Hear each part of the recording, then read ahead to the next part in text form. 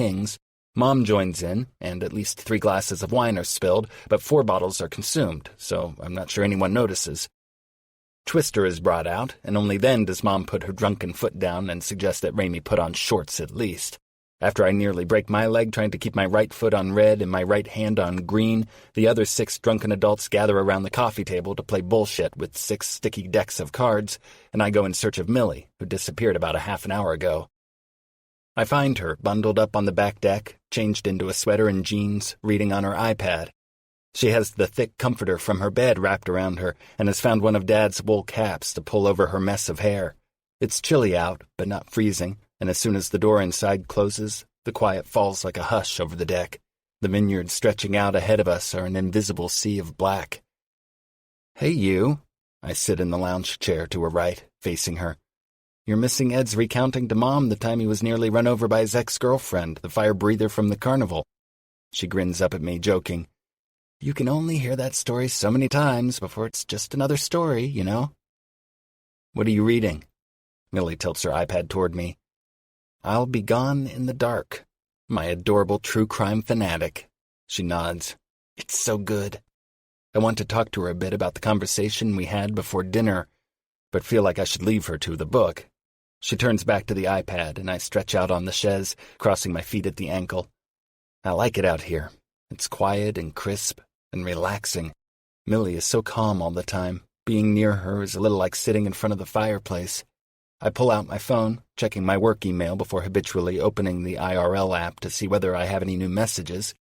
In fact, I have 2. One from Daisy and another from Kat, to whom I'd mentioned my ambivalence about a weekend at home with my parents. From Catherine M. Sent 11:43 p.m., March 31st. When I was in the 5th grade, I had about 70 pounds of hardware in my mouth and could never get over the lisp from it. I mean, it was a terrible, cartoon-level bad lisp. There was a girl, Tessa, who was an enormous asshole about it. She would raise her hand in class to answer a question and do it with a lisp, and the entire class would fall apart laughing. It finally bothered me enough that I went to talk to my dad about it, and he gave me these replies I could use when she was mean. Let me be frank right away. They were terrible. They were like, "Tessa, I really don't appreciate it when you make fun of me this way," or, "Tessa, you might think it's funny to make fun of my lisp, but it hurts my feelings." I mean, not only would saying both of these sentences with a lisp just send her into further hysterics, but these comebacks would not make any 10-year-old feel remorseful. I figured my dad was just terrible at comebacks and added that to the list of things that Mom would have done better. But then one day I came home crying and went straight to my room, and about an hour later I heard his voice downstairs, and it got louder and louder until finally I heard him yell, "Look, I don't know if you feed her sand or you make her sleep in a small dark closet, but just keep your dumb bitch of a bully away from my daughter from now on, or I'll come say it again in person." Needless to say, Tessa never bugged me again. I'm not really sure what my point is, but sometimes we think our parents are lame, and then they totally surprise us by being awesome. I hope that this weekend is like that for you. C. I read it again, laughing, and then type a quick reply. From Reid C. Sent 12:02 a.m., April 1st. Okay, I just laughed out loud from reading this. We're actually having a pretty good time. Mom made ribs and mashed potatoes and only mentioned the woman down the street about 700 times, but I don't think Dad noticed. My friends got her drunk so that she won't be mad when they run naked in the vineyards later. It's chaos in the house, but I'm outside with my best friend, which always makes me calmer. It's quiet and nice, and I'm glad I came home. You were right. I hope it doesn't sound too forward for me to say that I'm really glad you wrote me tonight. More soon, R. I open the message from Daisy. From Daisy D. Sent 9:15 p.m., April 1st. Hi, Reid. OMG, I bet it's so pretty up there. Happy birthday. Mine is in July. It always sucked to have birthdays in the summer because no one was around. Let's definitely plan a time to get together when you're back. Have the most fun. Daisy. I read this one again, struggling to find a thread of anything I can reply to here. Granted, I tend to overthink things, but having conversations with Daisy online is a little like playing Candyland. I know some people are better in person, and I thankfully get that sense from her. I type out something and then delete it. Honestly, I could just decide to not reply, right? I look over at Millie, whose screen looks like she's also reading a message on IRL, and with a faint smile on her face. That odd surge of jealousy is back, but I press in on it, forcing it to collapse into nothing. Finally, I settle on a simple note to Daisy. Thanks, have a great weekend, and hit send just when Millie stands and moves so that she's hovering over me, with the comforter cocooned around her shoulders, cap low on her head. What are you up to? She asks quietly. Was just replying to Daisy. She goes quiet and I look up at her face. It's lit with the warm light coming through the windows behind us. Her head is tilted to the side and she's frowning a little, the way she does when she's working out something in her head. You okay? I ask. I feel like I've asked her that a lot in the last few days, but I suppose that's why it's inadvisable to have sex with your beautiful but closed-off best friend. Yeah. She reaches down, takes my hand. Want to go upstairs? Good call. I'm beat. I mean, she says even quieter now. Upstairs. Her fingers tighten around mine meaningfully. Holy shit. Upstairs, upstairs? I ask, leaning on the innuendo. Yeah. Any intelligent thought process falls away, and I am wiped clean of any reaction but lust. After only one night, she has me trained to alternate from concerned friend to eager lover with just the tone of her voice. Like for sex? She laughs, a low rumble, and hesitates for only a moment before gifting me with a shaky, yeah. I stand, and we're so close I can feel the heat emanating from her body. I have a wild urge to kiss her, like I need to confirm that she's serious. It's short, just a brush of my mouth over hers, but she chases it a little, eyes heavy. Anyone inside would only have to turn and look out the window to see us, so it isn't smart to do this here, but I'm too thunderstruck to be cautious. The first time was the last time, at least that's what I thought. But has she been wanting this again and only just worked up the nerve? It doesn't sound like Millie. Or is it an impulsive thing, to be hosed down tomorrow and put away in storage inside of us again? Right now, I'm not sure I care. Chapter 9. Millie. After the briefest brush of his lips, Reid takes a step back, leaving what I assume is a platonic amount of distance between us. But I'm a little woozy from the wine and his proximity, so I chase him, stopping only when his eyes swing to the picture window where the rest of our group is congregated inside, loudly playing cards. Right. Witnesses. Reid takes my iPad, turning it over in his hands. I send up a silent prayer that I close the app before locking the screen. For a second, things get too quiet. I think he's going to gently remind me that we're not doing this again, that we should definitely not do this again. But then he looks up at me and half grins, eyes dark. Why don't you head up first? Static fills my bloodstream. Okay. My room? At the end of the hall. It makes the most sense. Nodding, he says, I'll follow in a few minutes. I take my iPad, grab my blanket, and head inside before I can say something that will make one or both of us change our minds. I have no idea what we're doing. All I know is his messages are sweet, and it felt good to open up a little.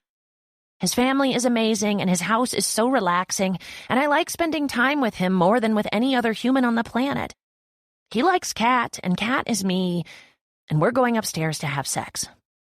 I'll worry about everything else tomorrow. Inside, I'm hit with a wall of sound as soon as I open the door. Oh, good! Ed's face brightens when he sees me, and he steps forward, gripping my arm and pulling me into his conversation. Mills, tell them about that girl I met on the cruise, the one with the leg, he says, and motions for me to take the floor. His cheeks are pink from what I can only guess is a case of beer, and he's got that cartoonish grin plastered on his face. I don't have to see Reid to know he's watching me with amusement from outside, wondering how I'll extricate myself from happy, tipsy Ed. Once he gets going, it's almost impossible to get away. Fortunately, or unfortunately, I have to get in and out before anyone notices I have my "I'm about to have sex" face on. I frown. Actually, I think I'm heading to bed. I rub my stomach, feeling sort of oof. Sharon stands, and the look of concern on her face is so similar to her son's, I'm momentarily thrown. "You're not feeling well, honey?" I wave her off, wishing I'd been stealthier when sneaking in. In hindsight, hopping the fence to come in through the front door seems a lot easier than this. I just really enjoyed the ribs, I think. Ed's face falls, and Rainey sticks out her bottom lip in a sweet pout that is thoroughly catalogued by every non-relative male in the house, including, I notice, Chris. "But you're not really even drunk yet," she says. I point to Ed. "He's drunk enough for both of us. Can't let that one out of your sight." With that, I'm allowed to make my escape. Unfortunately, victory is short-lived because once I'm in my room, panic descends. What tripped my mood wasn't just how sweet Reid was being. It was the sudden, heated flash of awareness that if Daisy and Reid hit it off, Daisy will see Reid naked. I may not have a clue what I want beyond tonight, but I certainly don't want anyone else to see Reid naked but me. And then there's the reality that he agreed so easily. Has he been thinking about doing this again and waiting for me to take the initiative? Am I going to make an enormous knot of confused emotions with my best friend? I am immediately distracted by something equally pressing. Oh my God. I haven't shaved my legs in, oh boy. Trying to triage this appearance situation and knowing I don't have time to shave all my parts before Reid gets here, even if he does get waylaid by Tipsy Ed, I pull my hair out of its bun, fluff it, but then tie it up again. I throw off my clothes and pull on my pajamas, but then start to put all my clothes back on again so I don't seem too eager. I manage to get my shirt on before I catch my reflection in the vanity mirror, noting the eyeliner situation currently pooling beneath my lids. I pull out a makeup wipe, trying to scrub away the mess, but then Reid knocks, walks in, and does a mild double take in reaction to the mess of mascara all around my eyes. "Wow. What's up, Rocky?" His eyes drop to my shirt, which I've put on backward, and my bare legs beneath. "You okay?" "Shit." I scrub at my eyes. "Yes." "Aw, Mills. You're primping for me." "Am not." "You're freaking out." He comes up behind me, looking over my shoulder and meeting my eyes in the mirror. "Aren't you?" No." I turn around and face him. "Not freaking out. This is not the face of someone who is freaking out. This is the face of someone who just realized she's a petty, jealous asshole and really wants to have sex, but is also worried about the consequences." "Who what?" I blink up at him. "Wait, how did you get up here so fast?" "I witnessed your ambush and went through the garage." He stops short as his eyes travel down my body again, and he takes a step closer. I cannot express how much I like intense, about-to-get-laid Reid. Gripping my hip, he teases the elastic waistband of my underwear. Here I was, thinking I'd get to undress you. Even through the fabric of his clothes, I can feel the heat of his body against my stomach, where the fronts of his thighs rub against the fronts of mine. I didn't shave my legs. We're so close, I feel his quiet laugh more than I hear it. "You keep tampons in my bathroom and once used lube you found in my dresser to unstick a zipper. I don't think a little leg hair is going to shock me." "I know, it's just, that's one of the things you do when you're planning to have sex. Shave your legs, brush your teeth, wax your..." His brows go up. "You should know that I don't care about any of those things." He runs his nose along the curve of my jaw before straightening again. "Okay, except the teeth-brushing part. We can continue to prioritize that." "Noted," I say, eyes closing when his fingers trail lower, tracing my hip bone. I feel the way he smiles against my chin, along the column of my throat.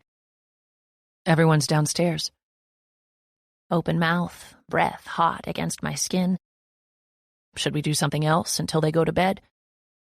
My head falls back against the wall, and I very clearly identify with the phrase short-circuited.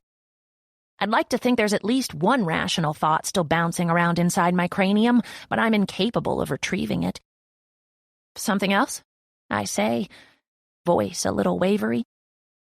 Like play Go Fish? His hands move up, dragging my shirt over my head before sliding my underwear down over my hips. He touches me like every part is worth something immeasurable. His voice is a whisper against my shoulder. I've never had sex in my parents' house before. This catches my attention. Never? He smiles again, moving lower and dropping open-mouthed kisses between my breasts and over the cotton of my bra. He sucks on my nipple through the fabric and I arch into the touch. Big hands move around my ribs to my back, getting rid of the bra altogether with a casual flick. Finally, he shakes his head in answer. Never. Isla was always too nervous they'd hear. My fingers twist in his hair. I assume sex at your parents' house is the same.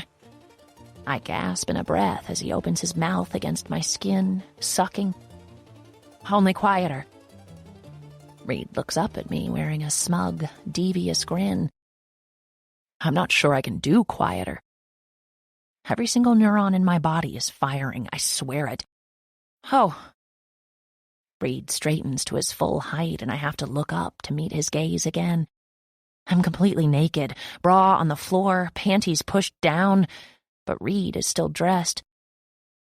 Should we stay here, maybe against a wall? He says, bracing one hand near my head to cage me in. He nods back over his shoulder. The bed might squeak.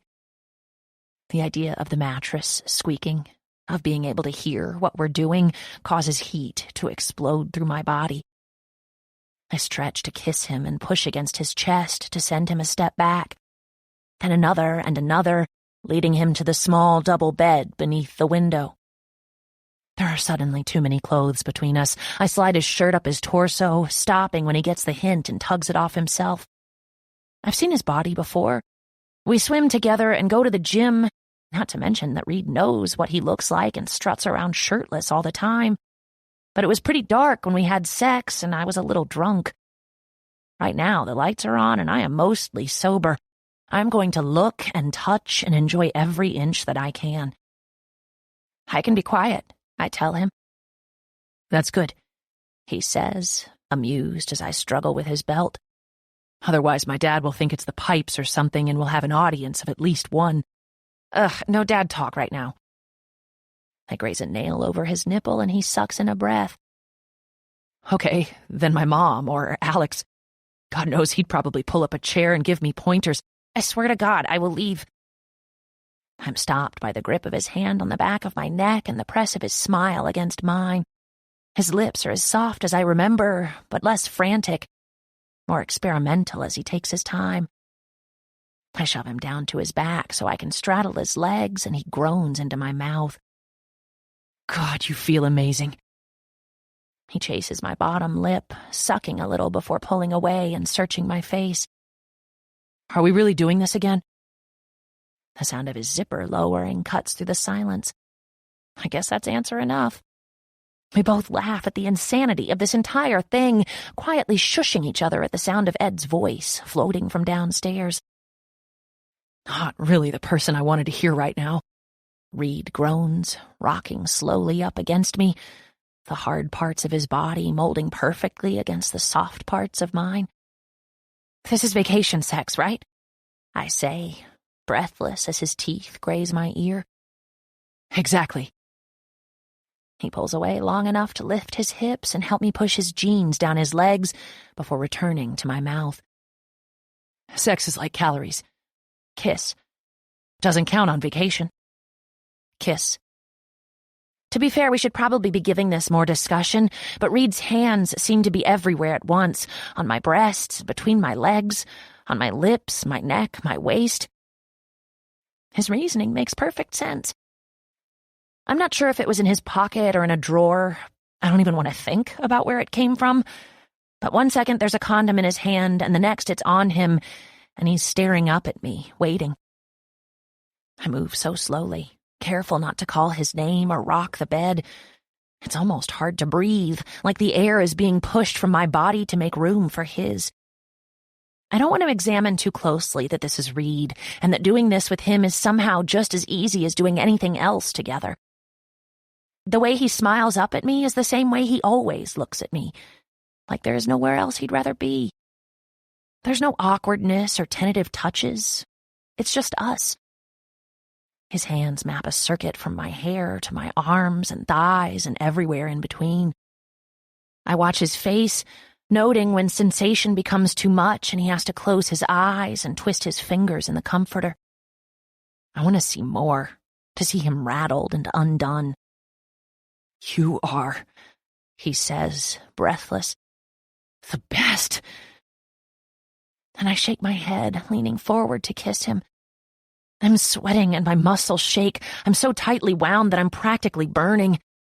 I keep my movements small so we don't move the bed too much, but then he makes this quiet sound of relief, and I'm not sure I care anymore. I'm so close to that feeling that might overflow and drown us both. Reid's hands move from my breasts to my hips, and he grips me tightly, moving with me.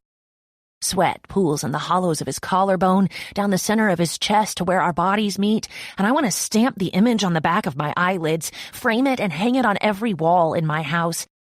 His face is flushed with the exertion of holding back. I see the exact moment he breaks. His mouth opens on a gasp, on a sound he can't make, and he falls, pulling me down with him. I wake up alone. I don't remember when Reid left, but when I think back on everything we did last night, I'm not surprised he needed to go crash in his own bed.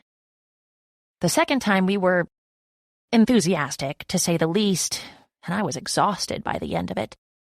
My last memory is of falling to pieces with Reid behind me, and I swear I must have just passed out as soon as I returned to orbit. I'm no expert, but I'd call that a success. Well done, Reid. It takes some work to sit up and get my feet under me, and oh yeah, everything hurts. The bed doesn't seem to be faring much better. Most of the blankets are piled on the floor, a couple of pillows are by the window, and the sheets are barely hanging on. I have no idea where my underwear might be. At least my jeans are where I left them, and after a quick stop in the bathroom, I fish my phone out of one of the pockets. There's just enough juice left to show that Kat has messages waiting. Sheets straightened and pillows and blankets accounted for, I sit on the bed and open the app. I'm honestly surprised when I see one is from Reid. It takes me a minute to calculate when it could have shown up. There wasn't anything when I came upstairs last night, so he would have had to have written it while he waited on the deck, before heading up to have sex with me, in bed while I slept, after having sex with me, or back in his own room, again after having had sex with me. My finger hovers over the unopened message. What does it say that Reid still wrote Catherine after deciding to, or actually sleeping with me? The point was to get him to like Kat more than Daisy, so am I happy he possibly wrote fake me while sex-drunk, naked real me was sleeping in the same house? Maybe the same bed? But did he write Daisy, too? Straightening, I stop the mental spiral. Reid isn't a player at all. Still, knowing this about him doesn't really make me feel any better. He still slept with me and then left to go write another woman. The fact that I'm upset only compounds the knowledge that this whole alter ego thing is a big mistake. Sleeping together again is an even bigger mistake and will most likely end in a train wreck of mighty proportions. Okay, all that said, it doesn't make that flashing notification any less interesting, and since I've already screwed things up, I look down at my phone. It's dead. Unfortunately, my phone cord is in my purse, and my purse is in the kitchen, all the way downstairs. With a deep breath for bravery, I throw on the pajamas I'd meant to wear last night, grab my dead phone, and tiptoe out of the room. But the thing about old houses is that they're loud. The heat clanks its way up the ductwork, steel expanding and contracting before being silenced by the hiss of warmed air. The windows stick, the frames protesting being separated from the sash. The floors creak with every step, particularly when you're trying to be quiet. I've spent enough weekends here to know which boards squeak and which steps to avoid, but Bailey, the Campbell family's schnauzer, is clearly not up to speed on the sneaking around plan. I manage to tiptoe past a row of closed doors and make it as far as the landing before Bailey comes barreling down the hall, almost knocking us both down the stairs. We end up at the bottom a lot faster and a whole lot noisier than I'd intended, but when I strain to listen, I don't hear a thing. No footsteps or voices, just the faintest sounds of snores from upstairs. Sweet. My purse is where I left it, and rather than risk Bailey and the creaky stairs again, I pull out a chair, plug in my phone, and quietly settle in at the dining room table. It takes a moment for the screen to come to life, but when it does, the notification is still there, waiting. I take a quick look around like I'm about to commit a crime and open Reid's message. From Reid C. Sent 3:14 a.m., April 1st. It's late right now. Too late, or too early, I'm sure, to be writing, but I really couldn't sleep, and I wanted to thank you for your lovely message. First of all, your dad sounds like an amazing guy. I'd love to hear more about him. And I hope this doesn't show too much of what a terrible human I am, but I hope that Tessa is waitressing in a polluted truck stop somewhere now. You're right about parents surprising us. Back when my parents were newly married, there weren't many houses nearby. Coming here was the first time my city slicker mom had ever lived in what she considered to be the country, and she was completely out of her element. She's nothing like that now, but Dad likes to tell stories of her screeching at the sound of a coyote or running at the sight of a raccoon near the garbage bins. She also knew that accidents happened on farms all the time.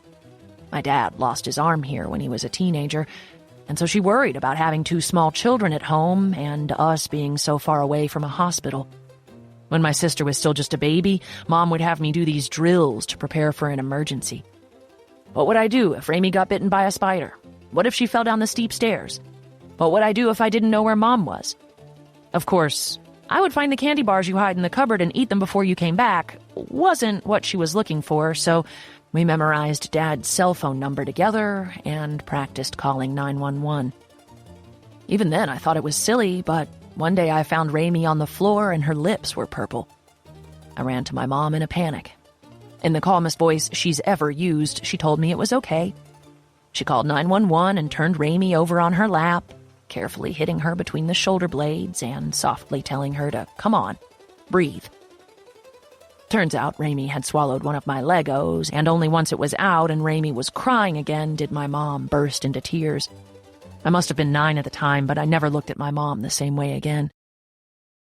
That was a much longer story than I'd intended, but being here with my parents and my friends, I'm glad I remembered that. I feel like I've been giving Mom sort of a hard time lately, and maybe I needed to remember how badass she was when I was little. Speaking of my friends, I can't tell you what it's like being here with them again. I think it's easy to become complacent and maybe forget how important people are to you. I'm not sure if I gave you Millie's name or not, but we've been hanging out a lot, and she's the most amazing and confusing person I've ever known. It's late now, but maybe I can tell you about her next time. Thanks for listening, C, and I hope you have a great end to your weekend. R. I sit back in my chair. I don't even know what to call this emotion in my chest. Fondness, melted with anger and hurt. This wasn't just a quick note after he was with me. This is a letter. I bend, cupping my forehead. How much leeway do I get here to be mad? On the one hand, we'd just had sex, twice, and then he left to go write another woman. On the other hand, I am that woman and am lying to him every time I pretend I'm not. Neither of us is innocent here, but at least I'm only sleeping with Reid and writing Reid. He's sleeping with me and writing 2 other... I scroll back through his message again, zooming in. Oh, what are you doing? I swallow a scream when I turn and see Ed standing over me with a leftover rib in his hand. His eyes are glued to my screen. Working? I shove the phone into my pocket, hoping he doesn't notice the way the cord is stretched taut between me and the wall. I rest a casual elbow on the table and absently twist a piece of my hair. I just needed to get my laptop. Ed makes disappointed Seth Rogen face at me. So where is it? Where's what? Frowning, I track him as he walks to where my laptop bag is still hanging by the door, and back as he sets it on the table. God damn it. Ed pulls out the chair next to me and sits. He takes a bite of rib, chews, swallows, thinks. It's funny because it looks like you're pretending to be Catherine, and it sounds like you had sex with Reid last night. I bark out a laugh that echoes in the empty kitchen.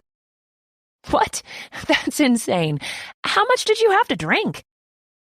I stand and move to step around him, only to be stopped short by the cord, jerking me backward. Mills, he says.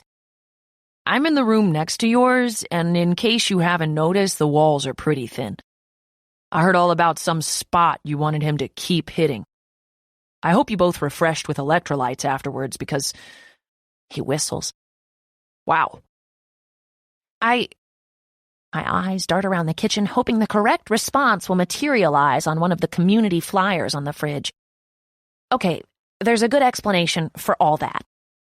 Ed scoots back, propping his feet on the edge of the table. I'm ready when you are. Defeat and panic make me insane. I grab Ed by the shoulders. Don't tell him I'm Catherine, I say in a burst. If he finds out, I shake my head and start again. To his credit, Ed doesn't seem to be taking much joy from my mortification. He sits up and holds his hands out in front of him. What were you thinking? That you didn't want him to like Daisy? Yes. But you wanted him to like Catherine? I nod emphatically. I know the answer to this one. Yes. But there isn't a Catherine. No, I mean, yes, it's my middle name. Ed rolls his eyes. Well, in that case, it's totally okay. So what happens if he does like Catherine? Won't he eventually want to meet her? I mean, you, since you're Catherine? I glance back over his shoulder and hiss. Can you stop saying Catherine so many times? He glares at me. Do you like him? Reid? What? No.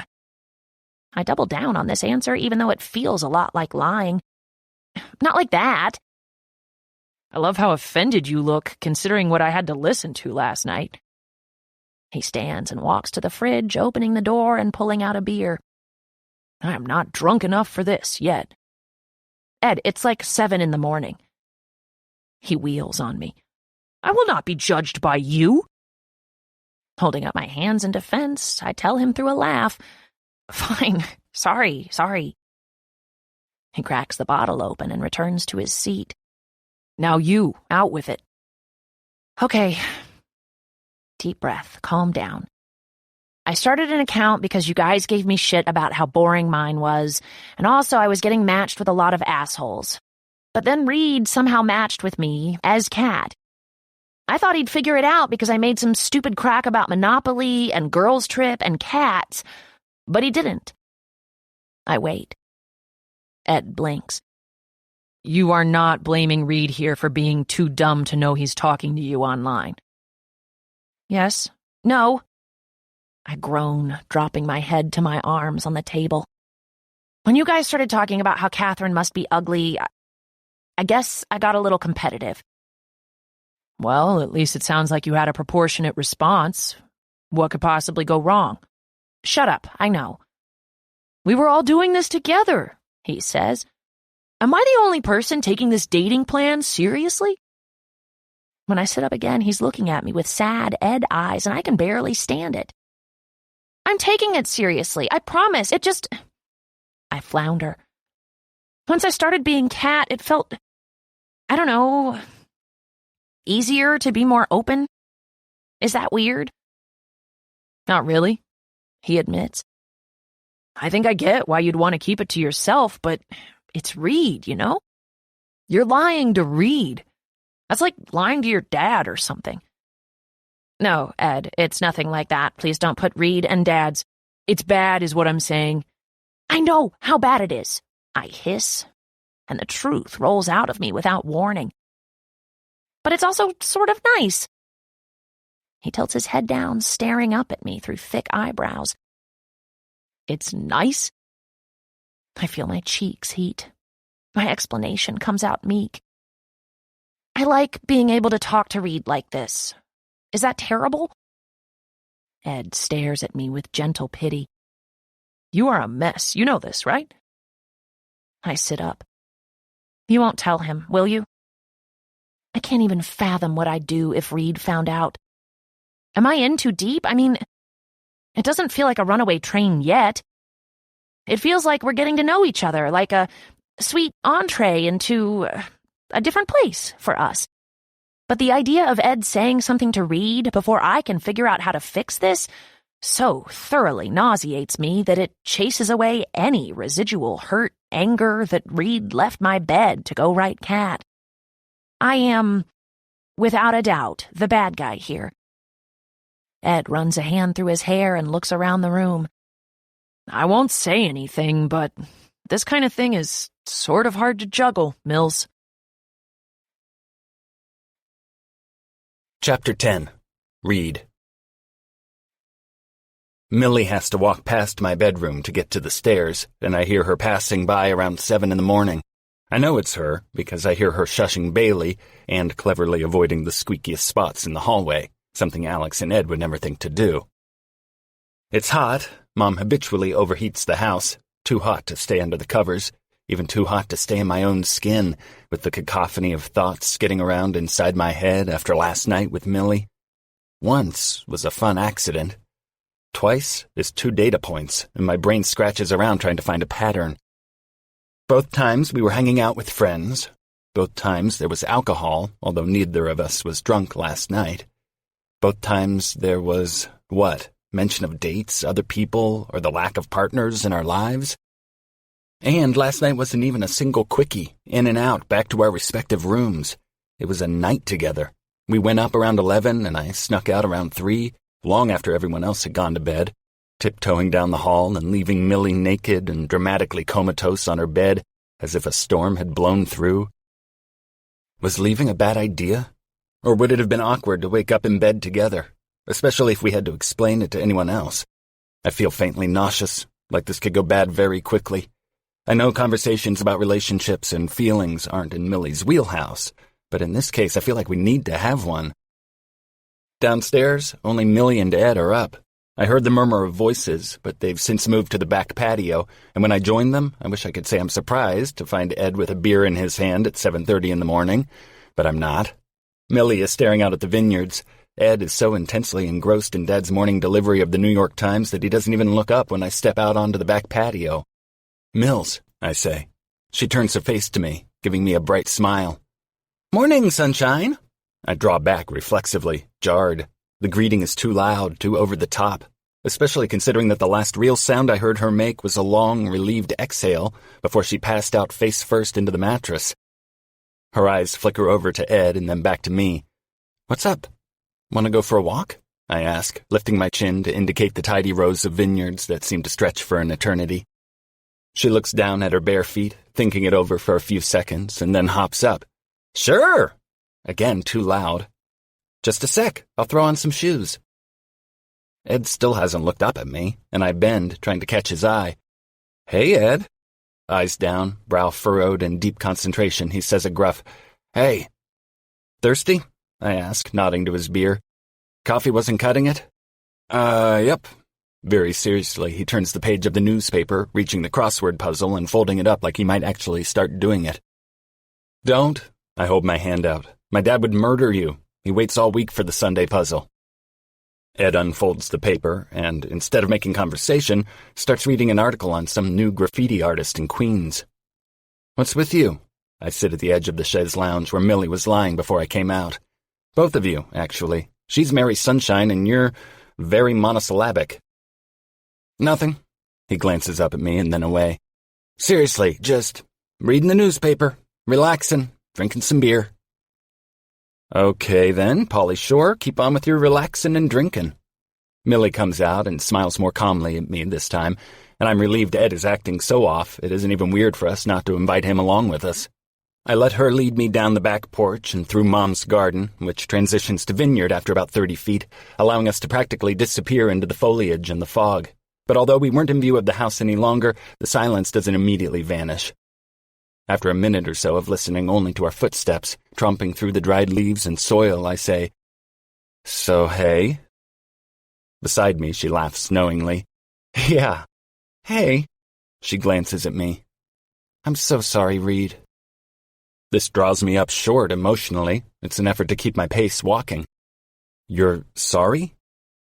She stops, turning to grin guiltily up at me. I don't know what gets into me sometimes. There's an obvious joke to make here, but I ignore it, in part because I'm immediately irked by her flippant tone.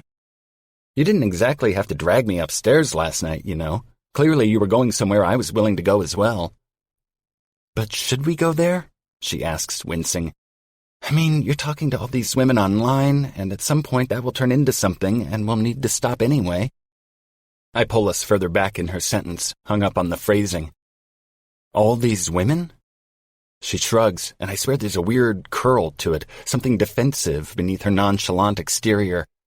Yeah. There are two. Well, both Daisy and Catherine seem sort of serious, right?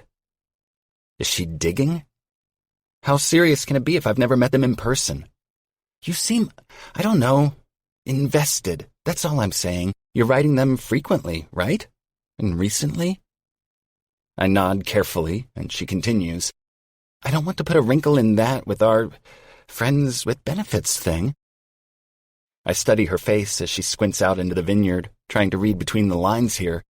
A twist of guilt works its way through my torso, and I'm immeasurably glad that she doesn't know I wrote cat after leaving her bed last night. If she did, I'm sure a simple I couldn't sleep explanation wouldn't cut it. Do you, I begin, unsure of what I want her answer to be, want me to stop talking to these other women? I mean, only if you want to. To be fair, you have someone you're calling my guy, I remind her. She doesn't move. Yeah. I laugh, feeling my chest start to tighten with unexpected disappointment. Last night was fun. Something new and a little scary is expanding in my chest, and it's hooked to the memory of Millie above me, her eyes closed, neck arched. If she'd asked me to stay, would I have? I have no idea what's going on right now, Mills.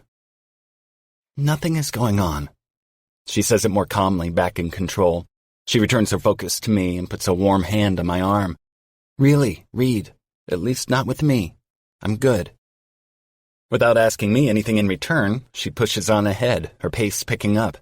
A flock of sparrows pass overhead and she looks up to the sky.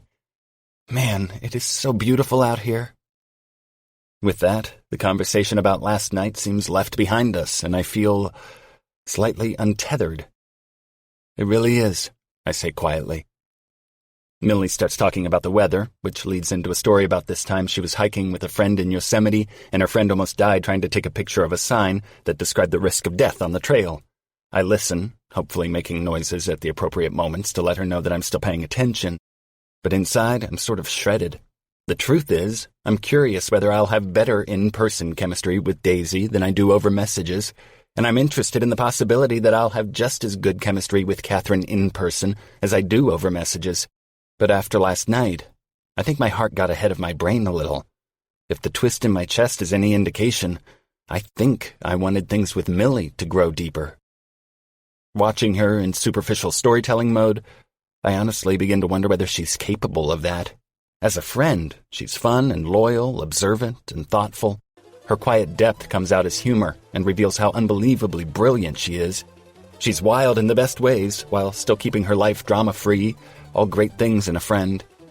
But I don't want a buddy for a lover. I want a lover who goes deeper than Millie ever seems to want to go, and the realization that this isn't ever going to evolve makes me oddly, surprisingly, sad.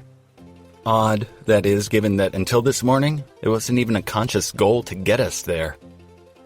She stops, staring out at the rolling hills, and I give it one last chance. Tell me about this guy you're talking to. Blinking over to me, she gives me an easy grin. Maybe there's more than one. Ouch. Okay, then tell me about the one you're calling my guy. Millie takes a deep breath, pulling her shoulders up to her ears. He's pretty great. You know how you just get a good vibe from someone in writing? I nod. I know exactly what she means. Kat's black and white profile photo swims through my thoughts. He's funny and open about things, she says carefully, and that part stabs a bolt of pain through me, because, honestly, I'd be more open with her in person if she ever took the bait and engaged in that kind of conversation with me. It's depressing to realize that the last time we talked about anything very deep was at the beach nearly 2 years ago, after she left Dustin and told me in simple, bare terms how hard he was to live with. But after a few minutes, she went quiet and then started talking about how much she loves watching the waves crash on the surf. Are you going to meet him? I ask. It's weird because I feel like I know him already, she says, still not looking at me. What if I do? What if we know each other from somewhere? Would that be awkward? I think so. So part of me is like, yeah, let's set up a date. And part of me is like, that's the worst idea ever. But you haven't really met him, I say. I mean, wouldn't you know if you had? What's his name? She waves a hand. Just Guy. His name is Guy? I stare at her, my smile slowly breaking wide. You're going to go from dating a Dustin to dating a Guy? Maybe it's not his real name, she says, flustered. Who knows? Maybe it's Dougal or Alfred, and Guy is just a nickname. You're so weird, I say, pinching her cheek. She looks up at me, glowing in obvious relief. You are. Mom has made her famous lemon ricotta pancakes by the time we get back, and Millie and I fall into our chairs at the table with the sort of desperate, haven't-eaten-in-10 years vigor.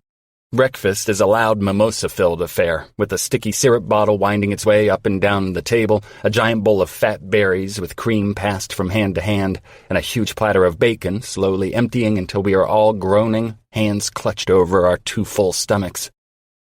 Alex eyes the couch in the other room like he's desperate for it to sprout legs and walk in here to pick him up, but before he can muster the energy to go in there, Dad stands, shuffles to the couch, and falls onto it. Raimi works up the nerve to lean against Chris's shoulder, and I watch it happen in slow motion, from the decision she seems to make as she leans to her left, and the gradual tilting until she makes contact with him. Chris may finally be aware of her. His eyes go very wide, and he goes very, very still. Ed, to my surprise, stands and begins clearing everyone's plates before starting the dishes in the kitchen. Mom watches him go with something like fondness in her eyes. Apparently no one ended up naked in the vineyards last night, and Ed has figured out how to please my parents, simply by keeping his pants on. I feel the soft pressure of a foot over mine and look across the table at Millie, whose eyes are closed and whose head is tilted back, relaxing after what was, without hyperbole, the best breakfast ever cooked. It seems like an accident at first, but then she nuzzles her feet more firmly against mine, like she's trying to get warm. Opening one eye, she peeks at me, stifling a grin, and then feigns sleep again. An ache, desire, is tempered with a flush of irritation.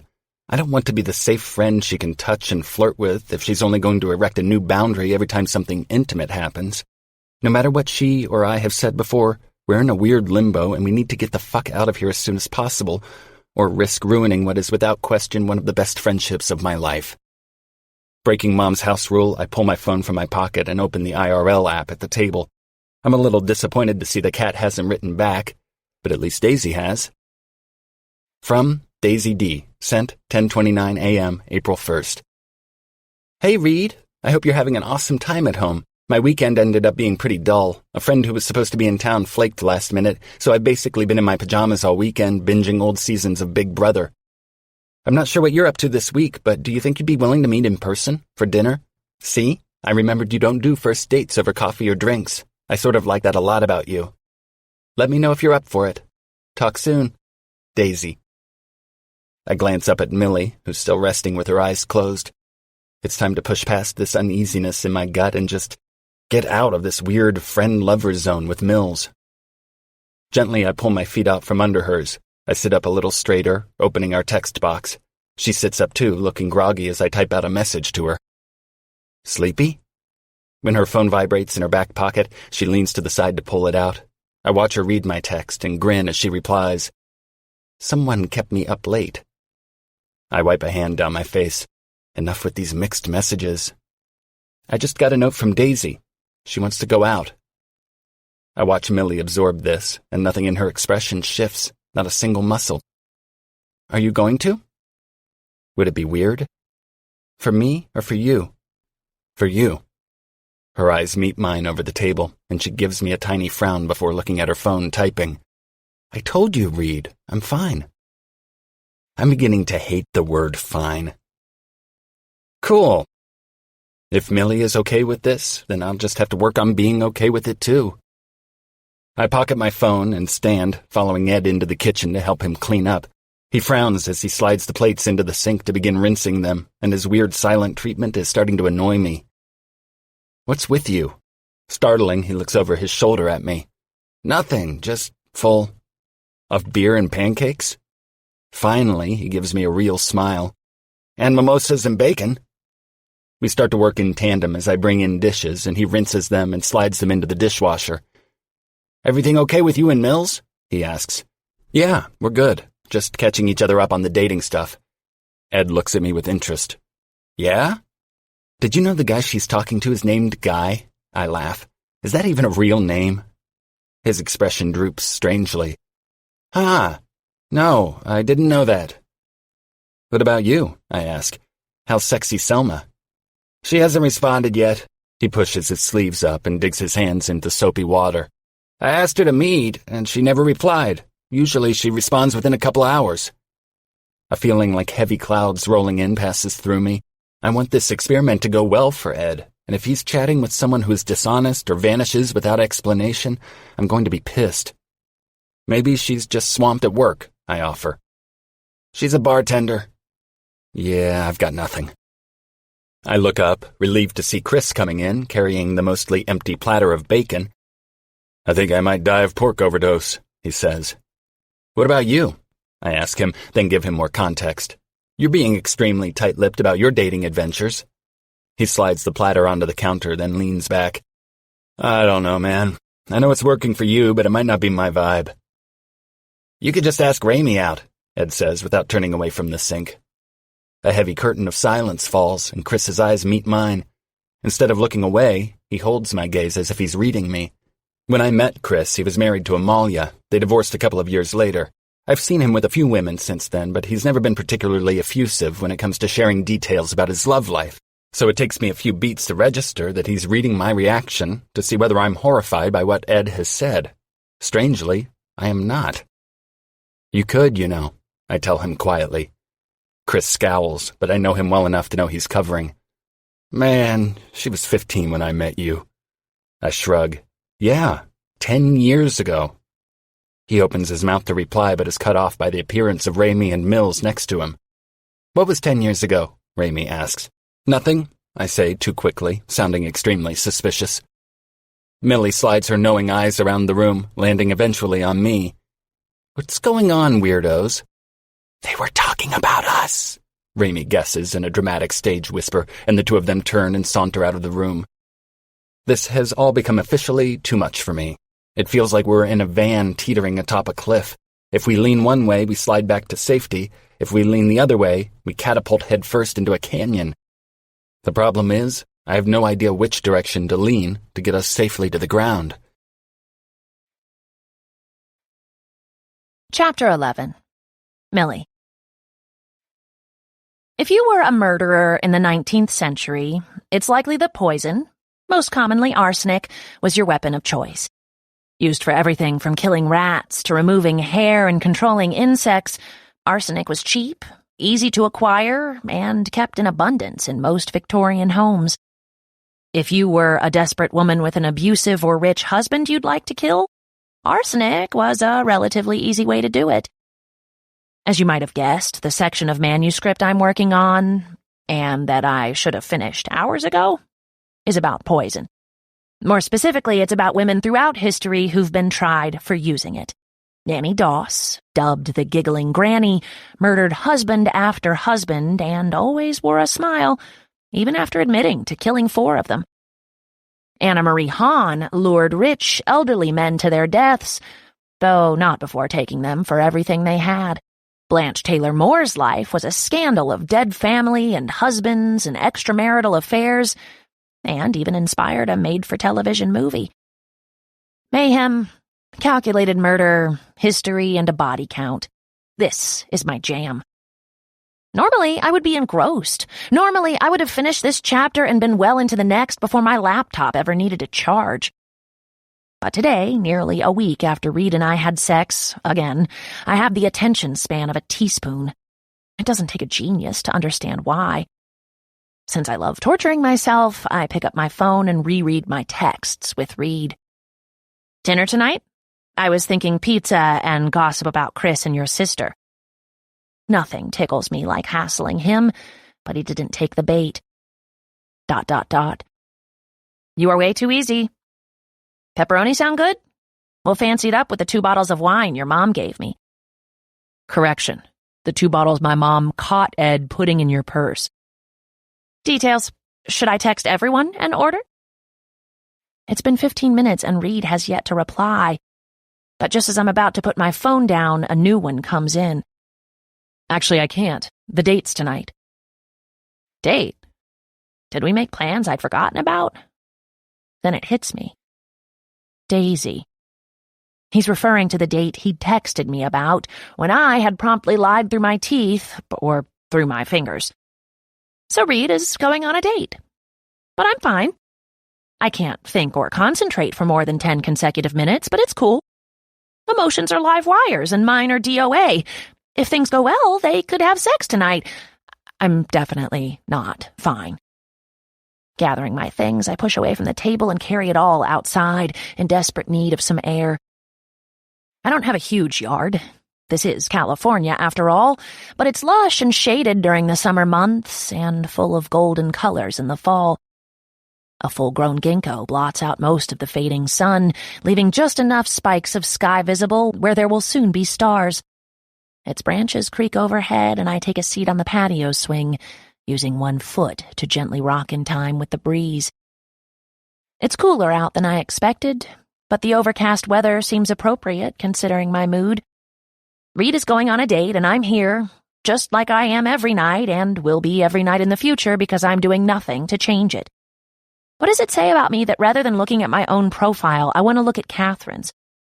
What does it say that I want to write him even now, in the slim hope he might read it during his date and possibly think about me, Catherine? The swing squeaks, a gentle reminder of when Reid helped me hang it. Dustin and I had just broken up, and I'd mentioned needing an extra set of hands. Reid volunteered before it had even occurred to me to ask. He helped lay the pavers that wind their way to the garage and replace the smoke detector after an unfortunate Thanksgiving incident. And when I wanted to release a paper lantern on New Year's Eve, somehow setting the fringe of my scarf aflame in the process, he was there to put out that fire, too. But if things go well with Daisy, will he still be? I glower at my laptop and don't bother listening to the tiny professional voice in my head. It's immediately overshadowed by the possessive one telling me to ignore the manuscript I'm supposed to be working on and open up the IRL app to reply to his last letter. From Catherine M., sent 6:48 p.m., April 6th. Reid.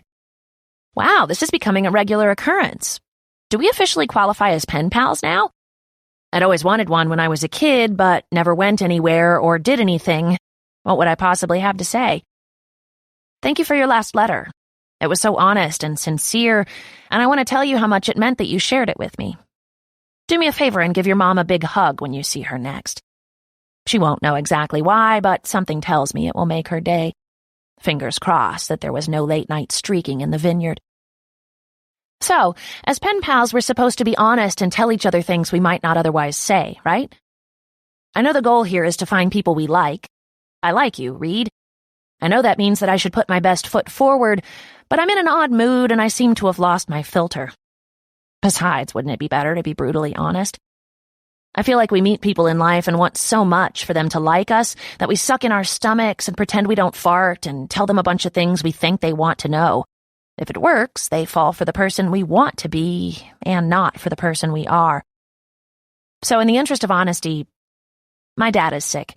He's sick and I haven't told anyone because I'm sad enough about it without making everyone else around me miserable too. Isn't that insane? I have the most kind and understanding friends in the world, all of whom would do anything to help. And I've kept this from them because I don't want to be a drag. Which leads me to my next bout of emotional diarrhea, and if you write me back, I promise not to ever use that term again. I'm lonely. I'm lonely because I don't tell people what I need or what I want, and then get hurt when they don't figure it out on their own. Is it possible to be a highly functioning adult with a successful career, awesome friends, and a lovely family, and still be a level 5 hot mess? I may be living proof. And because I can't leave with the phrase emotional diarrhea this close to the end, okay, now I'll never use that term again. Here's an embarrassing little tidbit about myself to cap off this dumpster fire of a reply. When I was 16, I had such a crush on a guy named Leslie. Rather than, actually talk to him, I came up with elaborate reasons to pass his locker at least 6 times a day and would covertly just happen to show up wherever he was going to be. One weekend in October, I heard a bunch of his friends were going to the local corn maze and haunted house. I love all things scary, but for some reason can't stand the idea of ghosts. Still, my lust for this boy had clearly clouded my judgment because I threw together a costume and dragged my best friend along with me. Everything was fine at first. I managed to make tit halfway through the attraction without peeing my pants or otherwise embarrassing myself, but I still hadn't seen him. Unfortunately, my best friend had, and she wanted to make sure he saw me. Her brilliant plan involved telling one of the workers that it was okay to scare me and grab me from behind. I'm sure in her head I would scream in this really adorable way, Leslie would see me, and we would slip off to make out and probably end up engaged. What happened was slightly different.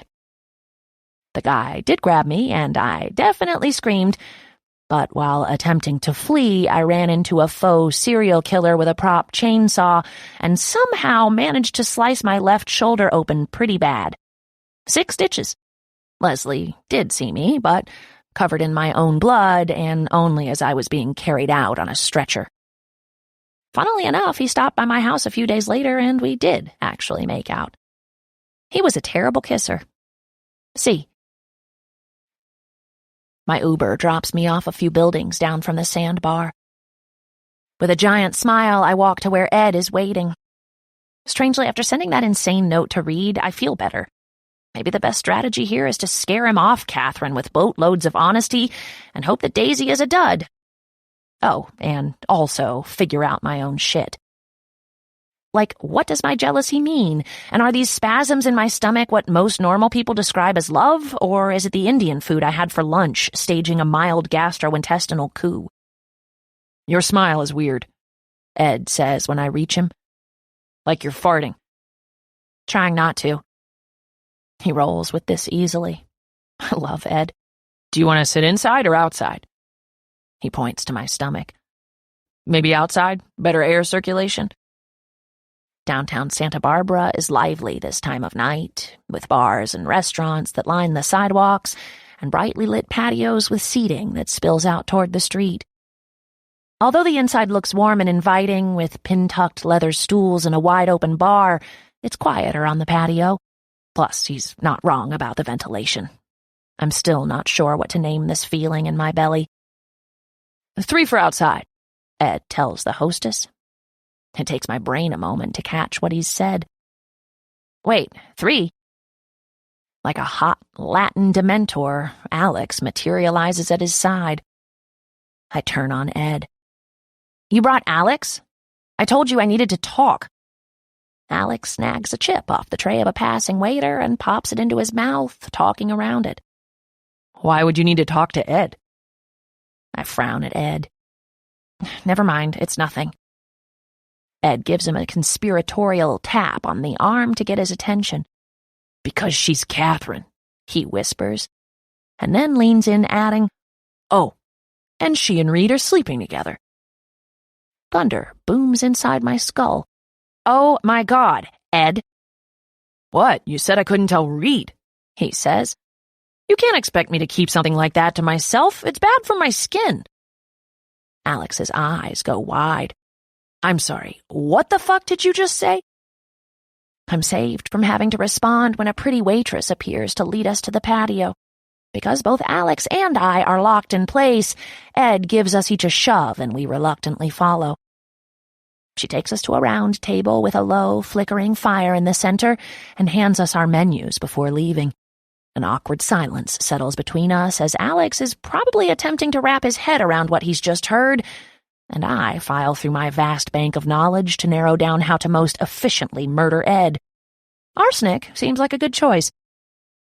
"So," Ed says, casually perusing his menu, "how is everyone?" Alex stares blankly at the paper in his hand. "I don't even know where to start."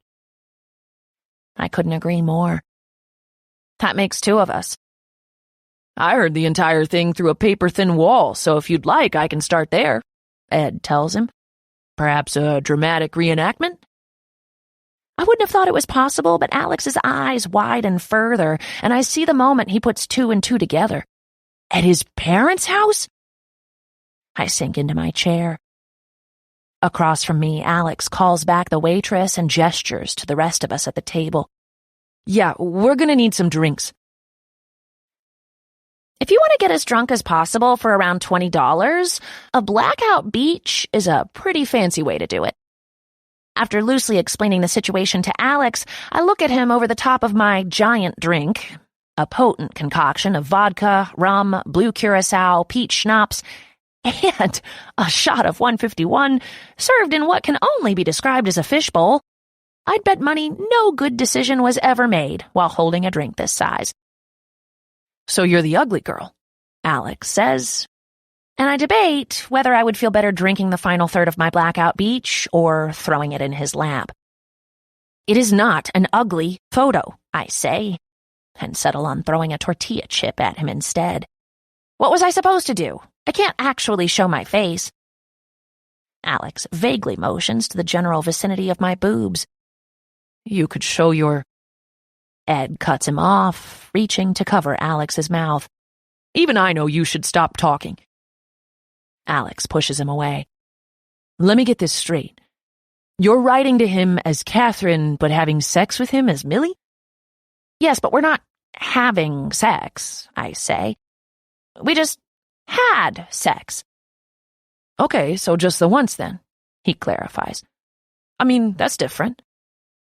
"Well," I say, taking a long pull on my straw while I pretend to think. It tastes like candy gasoline.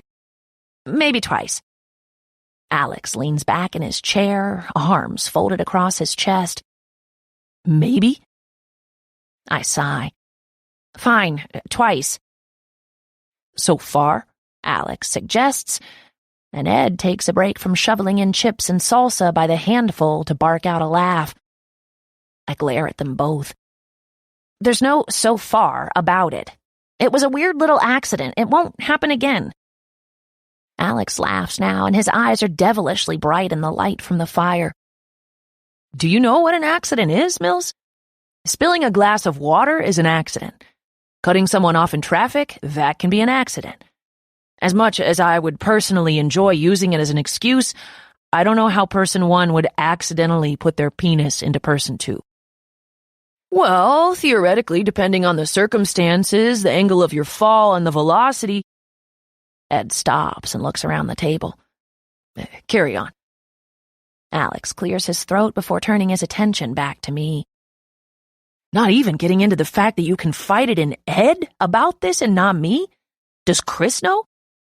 "Hell no, Chris doesn't. And I didn't confide in anyone." I poke at my drink with the straw, glaring at Ed. I only admitted it to him because he basically caught me. "And let me tell you," Ed says, straightening, "I don't think the amount of insulation they have in those walls is up to code. I might as well have been in the same room for the things I heard. I almost took a shower myself." "If you don't plan on doing it again," Alex begins, "then why are we here? Why did you need to talk to Ed? I mean, I'm surprised to hear about the Catherine thing, but not really the rest. You and Reid are different with each other. I'm frankly surprised you haven't banged long before now." Ed narrows his eyes, and I swear it's like watching a cartoon light bulb go on above his head. I'm already wincing when he says, "He's out with Daisy, isn't he?" I push my drink away, unsure whether my stomach can tolerate any more black booze. He is, but what I wanted to tell you is that I don't think we need to worry about the Catherine thing anymore. Why? Ed asks, shifting when the waitress arrives with our food and another round of drinks. I gladly trade my blackout beach for a water, thanking her before she steps away again. I did my best to scare him off. Alex is already shaking his head. I don't think that's possible. Trust me, I say, and unroll my napkin to place it in my lap. If he hasn't blocked me by tonight, he'll definitely do it by morning. I was sort of having a moment and did an emotional purge in his inbox. Ed pauses with a taco halfway to his mouth. I'd kind of like to see that. Alex seems to be similarly surprised, and I look at each of them in turn. See what? Ed sets down his food, leaning forward with his elbows on the table. Come on, Mills. We all know you keep your cards close. It's nothing to be embarrassed about, but it would be cool to know more about what you're thinking, you know? I could always be wrong, but I've known Reid for a long time. If your plan was to scare him off by letting him get to know you or Catherine, you might want to think of a plan B. Reid is an emotionally intuitive dude. He likes feelings. The problem is that I know, and it's one of the things I love about him. He's sensitive and able to express himself in a way I've never been able to. Reid moving on from Cat would be the easiest conclusion to this mess, but that's sort of the problem. I can't deny how good it felt to unload all that today. It felt good to tell him some more about my past and how I'm lonely, and how that loneliness is almost entirely my own fault. You look like you're going to fart again, Ed says. Alex wrinkles his nose. Millie, drop it on the other side of the patio. I'm not going to fart, you jackass. I'm thinking about how many chances I've had to tell Reid the truth, and how I'm selfish and never do. Not to oversimplify things, Alex says, but we're all sort of selfish. I'm letting you pay for my dinner. What? He holds up a hand before I can correct him. Reid is talking to 2 women at once and thinks neither of them knows it. And he's having sex with you. Reid is doing just fine. Alex winces a little before this next part. But if sex with Daisy happens tonight, I'm guessing he'll need to rethink some things. Chapter 12. Reid. The minute I see Daisy in the restaurant, all coherent thought slips out of my head. Her photos don't lie. Even from across the room, there's something almost magnetic about her. She's beachy casual in a sleeveless shirt and skirt. She seems cut from the pages of a catalog. Even so, Daisy shrinks a little under the focused attention of the number of men who turn and watch her while she searches for me. I told her I'd be wearing a blue checked dress shirt, and I'm relieved to see her eyes light up when she spots me. I get a slight sour tang in my mouth because as she approaches, I feel that ever-present shadow of Millie in my thoughts, and the sex we had last weekend, and then the twin shadow of Cat and the authenticity I find in those messages that I can't honestly find anywhere else. I'm not a juggler. I've never been a juggler, but the easy attraction and fun I have with Millie seems to crumble when we try to talk about real things. I can't tell if Cat and I would have the same level of chemistry in person, even if our conversations feel infinitely deeper. And then there's Daisy, sweet, beautiful, and right here. I reach to shake her hand, but she embraces me instead, pulling me in for a tight hug. Her breath is warm on my neck, her blonde hair tickling across my cheek. I've been so nervous. Absolutely no need to be nervous. I smile at her as I step back. I know, she pulls out her chair. I guess I'm just so glad you were telling the truth and you're not, 80 and enormous. This bounces around inside my cranium. I can only say, no. The waiter approaches, and Daisy orders a rosé. I order a scotch, neat, and my stomach slowly climbs into my throat while I wait for all my opening questions to come back into my head. But all I can hear is the mental peanut gallery of Ed protesting Daisy's fat phobia, and Alex reminding Ed that Daisy has nice stems, and Chris ignoring all of it. Mental Millie is gone. She must have disappeared as soon as I registered my own relief that Daisy was indeed beautiful. We start speaking at the same time. I hope the traffic wasn't too bad, I say just when Daisy says, I heard this place is so good. And then we do it again. It is really good, I say, just as she says, no, it was fine. Oh, she says, go ahead. I clear my throat awkwardly. No, I was just saying that they do have good food here. She nods, smiling around at the maritime decor. Cool. Daisy unrolls her napkin and puts it in her lap. I used to have a beach theme in my bedroom, like shells and stuff. Oh? I take an enormous gulp of water, cooling down the path from tongue to stomach as it begins to dawn on me that Daisy and I have zero chemistry whatsoever. Like when I was a kid. Some fishnets, shells. I already said that. Oh my God. And everything was painted blue. Blue walls, blue bed. She pauses, looking at me like it's my turn to speak. I have no idea what to say. Finally, she adds, blue dresser. I wanted to be a mermaid. Oh, I nod, smiling as I struggle to shush the part of my brain that wants to point out that a mermaid probably wouldn't surround herself with nets, or a dresser. I mean, if mermaids were real. I clear my throat. I bet that was fun. I had the same boring red comforter from when I was 7 until, well, it's still in our guest room at home. I try to ease the tension with a joke. Maybe I wanted to be a fireman. Okay, that didn't work. Silence stretches a mile in every direction. Mental Millie returns, lifting up her cocktail for a sardonic toast and letting out a long, throaty laugh.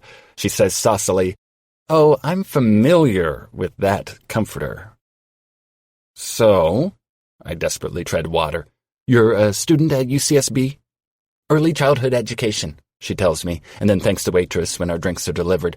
I'm almost finished and will work at the Belridge Preschool Academy starting in the fall. I have questions about a preschool academy, but let them go for now. I mean, at least she seems focused, directed. You've already got a job lined up? Daisy nods. I know the owner. She's really great. Tons of hot dads there, too, she says, and then laughs. Oh, that's... I lift my scotch, take a slow sip. That's good. Daisy chugs a few gulps of her wine. I don't know why I said that. She throws her hands in the air. I'm on a date with you talking about hot dads. I wave a hand. We've all done it. Daisy laughs again and shakes her arms out. I haven't been on a first date in a while. That's okay. I didn't mention this before, but I broke up with my ex, Brandon, about 6 weeks ago, and I swear he's probably dating every girl he meets, but I was never like that. I think that's part of what drove him crazy, that he thought I was really social because we met at a party, but I really just don't like big crowds or whatever, and he always wanted to go out and rage. I'm so over that, it feels so undergrad, you know what I mean? We were together for 4 years, though, so... I dig around in the mental fracas, searching for something to anchor to here so I can craft a decent reply, but Daisy continues before I'm capable. Anyway, I tried this IRL thing, and it's so easy to, talk online, but then being here in person, and you're like, ah! She mimics being surprised, with wide eyes and a round mouth. You're so hot! She takes a giant gulp of her rosé and then speaks after a rushed swallow. But also sort of quiet.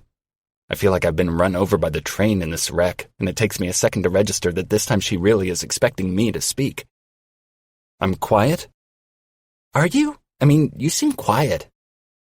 I'm not, usually, just... I let the thought fade out. I'm floundering. I've never had to put someone at ease so actively. I almost want to just tell her maybe we should try this another time. Brandon was the talker in our relationship, she says, her face glowing pink. Or, I mean, when we were alone, we both talked, but when we were out, he did the talking, and it was sort of nice. Not that I don't like to talk. I do. I'm just bad at it. She laughs at herself, then looks helplessly down at the table, maybe like she might find a Xanax there. Obviously. You're not bad at it. Holy shit, I could not sound more disingenuous if I tried. Gesturing to our menus, I ask, should we take a minute to figure out what we want to order? Daisy looks a little mortified. Sure. The 2 minutes that we peruse the menu in silence are torture. Absolutely the most awkward, loaded 2 minutes of my life. I can feel the pressure building in Daisy, almost like she's going to explode without conversation happening. The waitress comes to take our order, and afterward Daisy immediately excuses herself to use the restroom. I am praying that she's texting a friend to help get her out of this date. I pull out my phone, texting Chris. Zero chemistry. What? With Daisy. I mean, it's immediately clear why she's single. God, that sounds terrible. I just mean, she's incredibly nervous and talking a lot about the ex. Man, seriously? That sucks. She's hot. but there's just no vibe at all, and she's so nervous it's weird. Okay, gotta go. I expect her to be right out, but I wait a couple of minutes, then 5. Our waitress brings bread, and I absently nibble a slice, waiting. Another few minutes pass, with no sign of Daisy. With twitchy fingers, I reach for my phone again.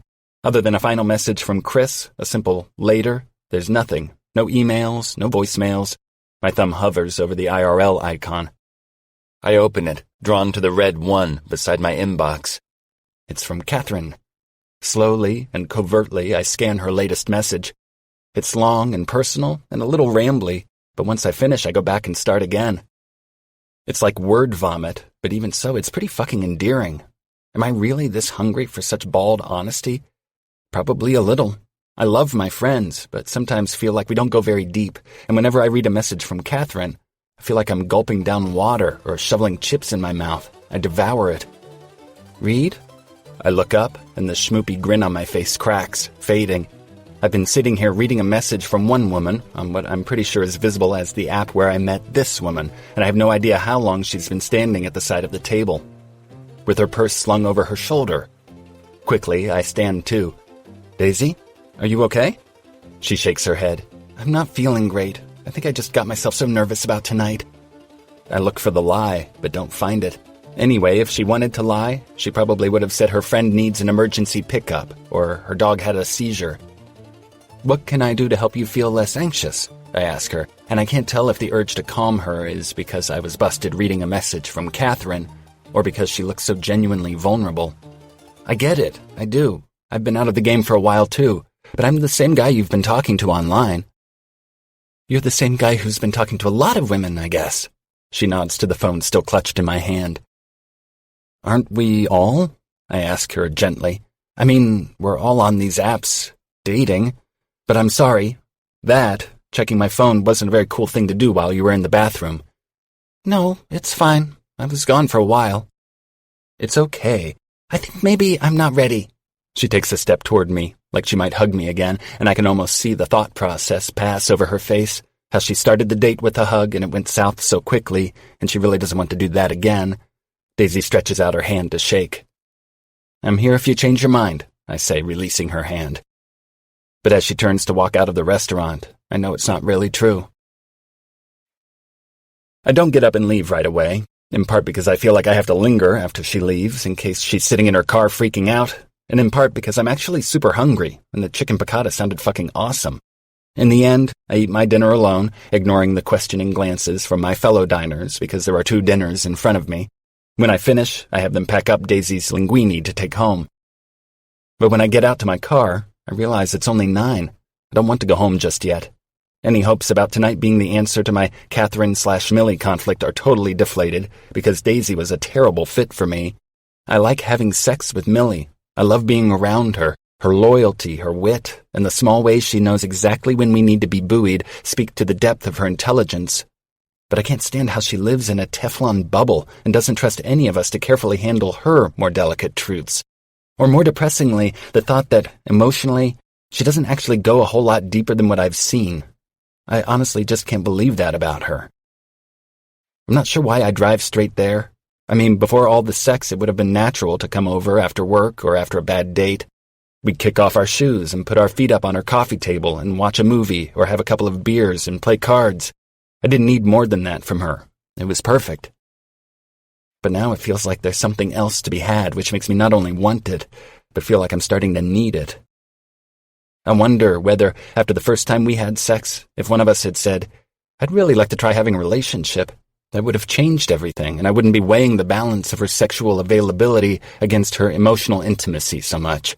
What is it about talking to women online and evaluating interactions that makes a checklist appear in my head, giving equal weight to all these things, forgetting that we all have strengths and weaknesses, and that no one comes into a relationship fully grounded? I don't have a plan in mind. I park, I walk up her steps, I knock.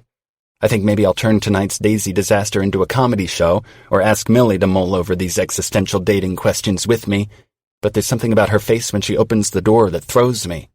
It takes a couple of seconds to register that she's relieved that I'm here on her porch, that I didn't go home with Daisy. Her cheeks go pink, and I can tell she's a little tipsy, and she touches her ear and then tucks her hair there, I scramble back in time, trying to remember when I first noticed all these little things about her, like the tiny dimple she has at the corner of her mouth, and that her left eye is a few shades darker than her right, and that she breathes through her mouth when she's nervous. We're just standing there, staring at each other, and then she cracks and her smile breaks like the sun coming out, and it makes me laugh too. "So it was terrible?" she says. She's giddy. "Awful." Her hand comes up to my chest and curls, making a fist around my shirt, and it's like being in an old movie, being pulled in by the scruff, door slammed behind me. "Seriously?" I smile against her lips. Does it make sense if I say that I felt like I looked at her and saw all of her in a single glance? She pulls me down again, more eager now. The first time, we were sweet, tender, talking. The second time was heat and passion, full of a sense that we were working something out of our systems. But tonight, it's urgent and immediate.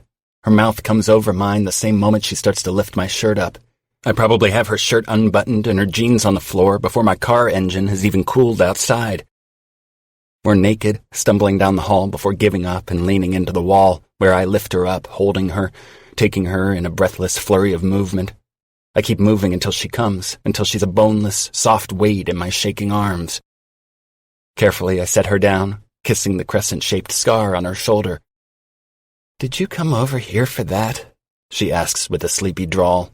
Her fingers trace the side of my face, and I can't seem to help myself. I lean into the touch. "I came over here for you." There's so much truth embedded in my words that I'm surprised when she laughs, a single, breathy chuckle. It's either disbelief or relief. "What are we doing, Mills?" She laughs again, pressing a kiss to my neck, sucking in the exact way I like, that she's learned that I like. We've done this 3 times now. It's no longer just an accident. "Having sex, Reid." And that's it. The condescending words, yes, but also the tone, so light-hearted, that hits a dissonant gong in my head. Her response is the verbal equivalent of a marshmallow, a peep, something with shape but no volume. I wanted her to say something better, maybe even, I don't know. That at least would invite conversation, at least show that she's as confused and affected by all of this as I am.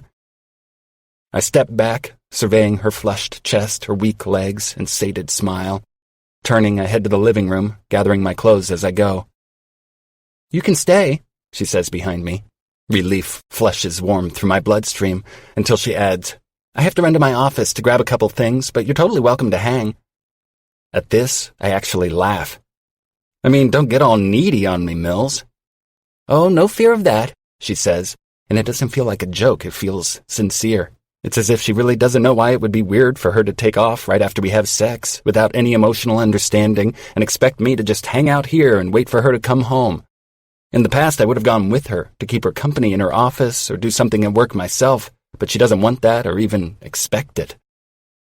I feel half oblivious and half chauvinistic for assuming that recurrent sex with Millie would eventually mean more than sex to her, but I'm not sure it ever will.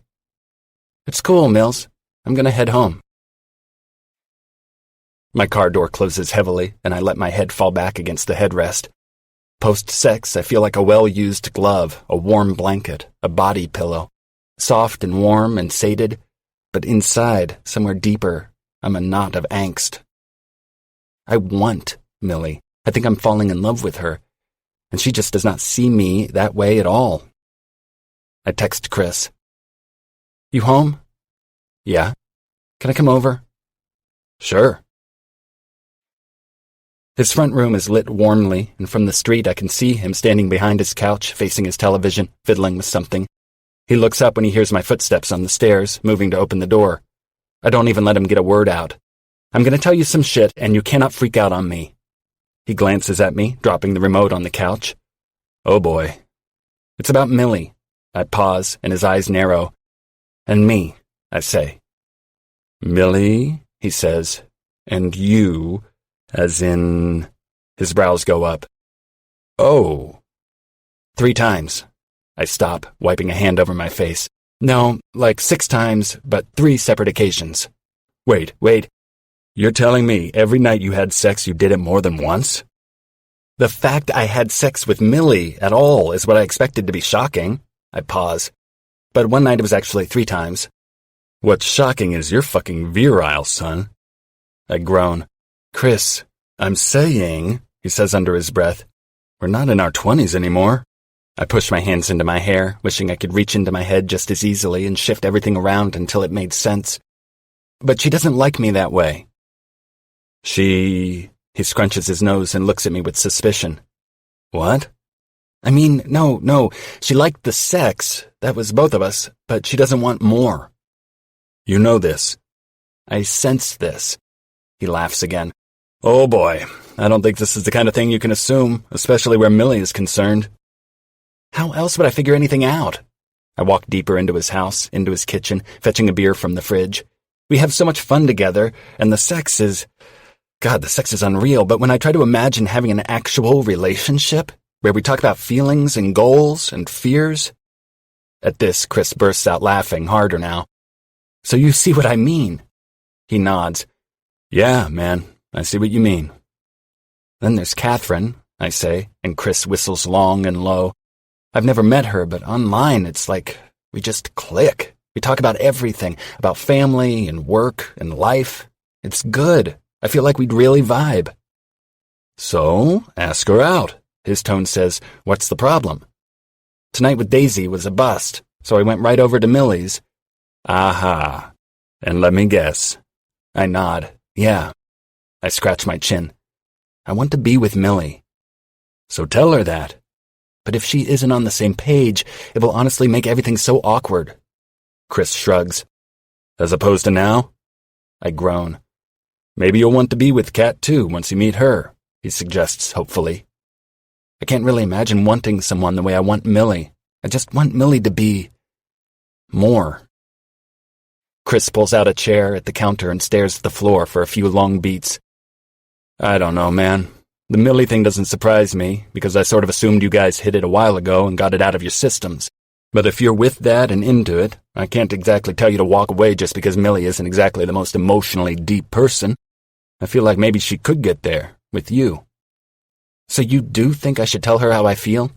Then again, he says, holding up a hand, I've seen you after you've read a message from Kat. Why not explore that? So you think I should ask Kat out? Chris looks up at me. Do you need me to write out a flowchart? You can't calculate your way out of this. Shit, Reid. I throw my hands up. I just don't know what's the best decision. He stands and gets himself a beer, too. What I think? Ask Kat out, see how it goes. If it bombs, either because there's no chemistry or because you know you want Millie, then at least you know. You'll have to tell her. From Reid C., sent 1:28 a.m., April 7th. I can't tell you how hard this last message from you made me grin. Well, the end of it, at least. Not that the things you were talking about were funny, but the stream of consciousness is honestly refreshing. I'm lonely too. I know that feeling, and the energy threshold to do something about it sometimes feels insurmountable. Seriously, I get it so hard, even if I don't necessarily think I'm bad at asking for what I need. I'm just not finding it anywhere. But it sounds like you have a good group of friends, and as someone in a group of friends myself, I can say that being needed is a really important part of feeling connected to people. I'm sure if you asked more of them, they'd step up. They might even surprise you. And I'm sorry to hear about your dad. I don't know what I'd do if something happened to my parents. You've lost your mom, and now your dad is sick. Of course you're feeling emotionally loose and filterless, even if I will never forgive you for the phrase emotional diarrhea. Ramble at me anytime. All that said, your message threw my night into turmoil, and I don't know what else to do but tell you about it. You've always been honest with me, so I'm going to keep being honest with you. I was on a date tonight with another woman. I'm sure you're talking to multiple people too, so I don't feel the need to explain that away, but I'm sure you can understand that it wasn't the right time to be reading a message from IRL, yours. This woman, we'll call her DD, endless jokes, went to the restroom and stayed there for a while. I got restless, started reading your message, and was absorbed in a second read when I realized she was standing there, waiting for me to look up so she could tell me she was leaving. Suffice to say, it was awkward. Afterwards, I went over to my friend's house. I've mentioned her to you before. She's one of my closest friends, and we've become a bit more than just friends in the past couple months. Again, going for honesty here. Well, we had sex again tonight, but instead of feeling amazing afterward, I felt pretty terrible. I think my feelings for her are deeper than hers are for me, or maybe I'm hoping hers turn into something more, but we both know they won't. She's wonderful, and I feel like we know each other inside out, but then she'll say something and it registers that I hardly know her at all deep down. When I tried to ask her tonight what was going on with us, she answered the way I most worried she would. We're just having sex. I hope this isn't upsetting you. Or maybe I hope it is, a little, because then it will mean that you feel things for me the way I think I feel for you. Despite wanting things to happen with this friend, I've also held a piece of myself back because I haven't wanted to shut out the possibility that you're a better fit for me. But not knowing you in person and knowing her, it's been easier to hope that things with her would start developing, start going somewhere. What if I meet you and we have fun, but the connection we have by letters diffuses in person? At the end of the day, and it is the end of a very long day, I need to know. I'd love to meet and have dinner and spend some time just talking together to see if it's worth pursuing something. Isn't an ultimatum or a date meant to rule something out? It's just needing to know whether the reason things haven't slotted into place with my friend is because the right person for me is still out there. Call me, 805-555-8213. Reid. Chapter 13. Millie. I stare down at the phone until the screen goes dark with inactivity. My reflection gazes back, brow furrowed, lips turned down at the corners, expression a mixture of terrified, bewildered, and hurt. Reid's email is the equivalent of an emotional grenade going off in my face. It's only 6 a.m. I haven't had coffee yet, and my head is reeling. I'm not even sure where to start. Reid felt terrible after we had sex? Is there a way to read that and not be devastated? I'll admit things were awkward between us, but I'd been home 5 minutes, back from spilling my guts to Ed and Alex, to find him at my door. I'd barely processed anything. I didn't even know if he'd read my letter. All I knew was that he wasn't with her. I wasn't thinking as I pulled him through the door and down the hall. All I could do was feel how right we were together, and an overwhelming relief that he was here and that I didn't want him to leave. Afterward, the question, "What are we doing, Mills?" felt like being grilled all over again at my dissertation defense, and I honestly did not have an answer. I got weird and panicky, and he left. Even emotional mutant Millie is aware it's my fault. You're really terrible about sharing personal shit, you know that, right? Why you gotta be such a secret? Come on, Mills, we all know you keep your cards close. They're not wrong. I've never been good at opening up. I'd just turned 12 when Mom sat Ellie and me down over ice cream and told us she was sick. She went so fast after that. It felt like one day she was carefully explaining what the word cancer meant, and then she was plugged into every manner of tube and wire. The sharp smell of hospitals and antiseptic replaced the lingering scent of Elizabeth Arden sunflowers that she would spray every morning. Toward the end, Dad kept us carefully away. Don't worry your mother, he would tell us. Let's not give her something else to think about. So we didn't. We told her that everything was great at school. We told her we were happy, that we loved her, that we didn't need anything. And I kept the things I really wanted to tell her tucked away for when she was better. I didn't bother her with details of a fight with my friend Kirsten or how Mr. Donahue was the meanest teacher at the entire school. I would tell her later. But then she died, and I didn't have anyone to tell any of those things to. Beyond the ache of missing her, I found that life still went on. My quieter truths weren't bursting to get out of me. I was fine keeping them inside. It became habit to sidestep and be the listener instead. I got very good at listening. In college, I read somewhere that if we let someone talk about themselves long enough, it sets off the same neurological signals of pleasure in the speaker's brain as do food or money. I'd been unintentionally exploiting that for years by then. Anyone who needed something more from me gave up, and the ones who stayed have been fine with letting me hang in the metaphorical back when conversations get too deep. I'm an expert at knowing when to change the subject or crack a joke. How convenient this must have been for Dustin. I was an easy girlfriend because I never wanted to analyze anything. We rarely fought because neither of us was entirely invested. He was happy to keep the status quo, and he never asked me to move out of my comfort zone. Reid, on the other hand, has always been on to me, and, just like my sister, he's about had it. It's a real testament to my emotional deformity that I am capable of exhausting even the best people. I reread his message to Kat, and it hurts more than it should. To him, Catherine is another woman, not Millie. He's talking about all of this with someone else, not me. I have no claim to Reid, no right to be upset that he wonders if someone else is a better fit, so why does it feel like the rug has been pulled from under my feet? He told a total stranger that he doesn't think he knows me at all. Can I blame him? I think back on what has always been my favorite smile, the patient one that says he's exasperated but charmed and loves me anyway. I compare that to his expression last night when he left. The tired eyes and disappointment that etched his features, the frown that got deeper and deeper until it resembled something hard and unfamiliar. Now he wants to meet her, and I don't know how to be her with Reid. I am so totally fucked. Ed's neighborhood is composed of row after row of little brown condos, each a carbon copy of the one next to it. Community bike racks sit on each corner. The same shrubs are planted in each yard. I'm sure it was intended to be aesthetically pleasing, but it's a logistical nightmare. If I'm singing along to the radio or not really paying attention, I find myself on a random street, wondering if I was supposed to turn at that tall, skinny tree or the one before it. Like now, I drive around the block twice before pulling up in front of his condo, where my engine ticks in the quiet.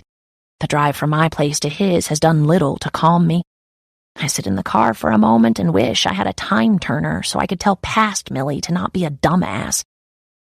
Glancing at my phone, I'm hit with another blow, and I realize Reid hasn't called or texted once since last night.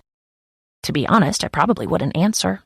I'm not confident enough in my bullshitting skills at the moment to fake my way through any sort of normal conversation, even one done over text.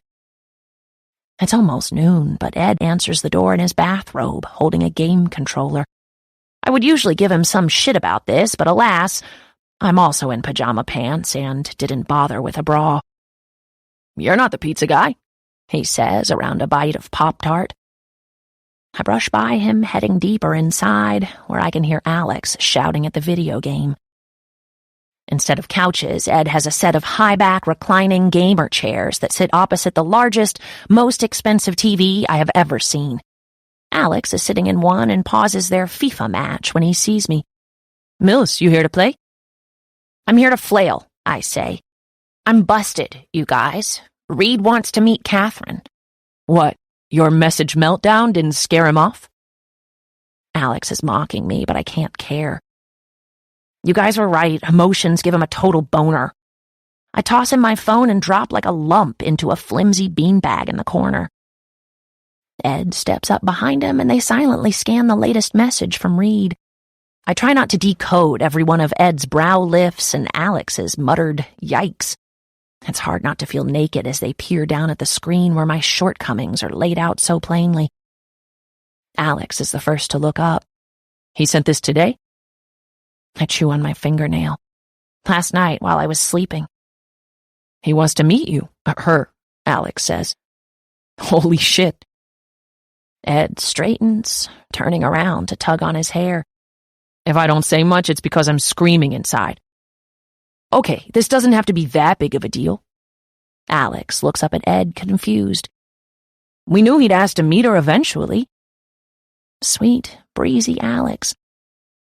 But sweet, emotional Ed drops into a chair and wipes his palms on his robe-covered thighs. "It is a big deal, though, Alex, since these are our best friends and one of them has been lying to another. Not to mention the tiny fact that both of us knew we're aiders and abettors." Not helping, I whimper and sink deeper into the cushion. The beads in Ed's cheap beanbag choose this moment to shift underneath me, folding me in half and causing me to roll awkwardly to the floor. I land on my face with a groan and remain there. "Oh, that's just sad." Alex lasts about 5 seconds before bursting out laughing. At least Ed takes pity on me. "Come on," he says and offers me a hand. "Let's get you up." "Leave me," I mumble from the floor. "This is where I belong." "Don't you think you're being a little dramatic?" Ed bends one knee to kneel near me, and I squeeze my eyes closed when I get an eyeful of vague dickness up his robe. You mean I'm being too dramatic about Reid having feelings for a version of me who doesn't exist? Or am I being too dramatic about the reality that he thinks I'm emotionally barren? I mean, let's not forget I basically catfished my best friend. I push to sit up. Who does that? I didn't even really know what that was a few months ago. I thought it was just a show on MTV. Ed, thankfully, moves to drag a milk crate across the floor to use as a seat. Please take this the way it's intended because you know that I love you, but what did you expect to happen? When I whimper again instead of answering, Alex has no problem hopping in. This is what happens. Secrets are cancerous. Thanks, Alex. He shrugs. Someone's got to be straight with you, and who else would do it? We're only friends. I have other friends, I say, indignant. Who? Ed asks, quickly adding, Baristas don't count. What, you want names? I try to laugh, but it comes out wheezy. I have lots of names, like all my friends at work, and my sister. A sister we've never met and who you never talk about, Ed reminds me. I open my mouth to argue, but there's nothing but dead air. And all these friends at work, Alex says. Why not introduce us to some of them for dating purposes? Again, I want to argue, but I can't. I have acquaintances at work, people I talk to on the way to faculty meetings or at lunch. I have casual friends like Avery. Okay, maybe she's more frenemy, but others who I see at the gym or might run into somewhere, but I've never been great with girlfriends. At some point, every female friendship I've had has turned south somewhere, and I never knew how to fix it because I'd never learned how to fight. I always thought a fight meant the end. I may be older and wiser now about these things, but I'm still terrible at confrontation. I've never had, deep friendships, I say, and hate how I feel myself shrug defensively. After my mom died, we just sort of rallied. Dad's motto was, don't sweat the small stuff, and it's all small stuff. I guess to him after Mom died, that saying was pretty accurate. Nothing felt big in comparison. Realization unfolds as I let this all out. If I made it through that, I can make it through anything, right? No sense making something bigger by dwelling on it. Ed struggles to hide his exasperation. Sharing things doesn't mean you're dwelling. I know, but it's about us knowing who you are. He holds up a hand to keep me from arguing. Tell me 5 important things about Reid. This I can do.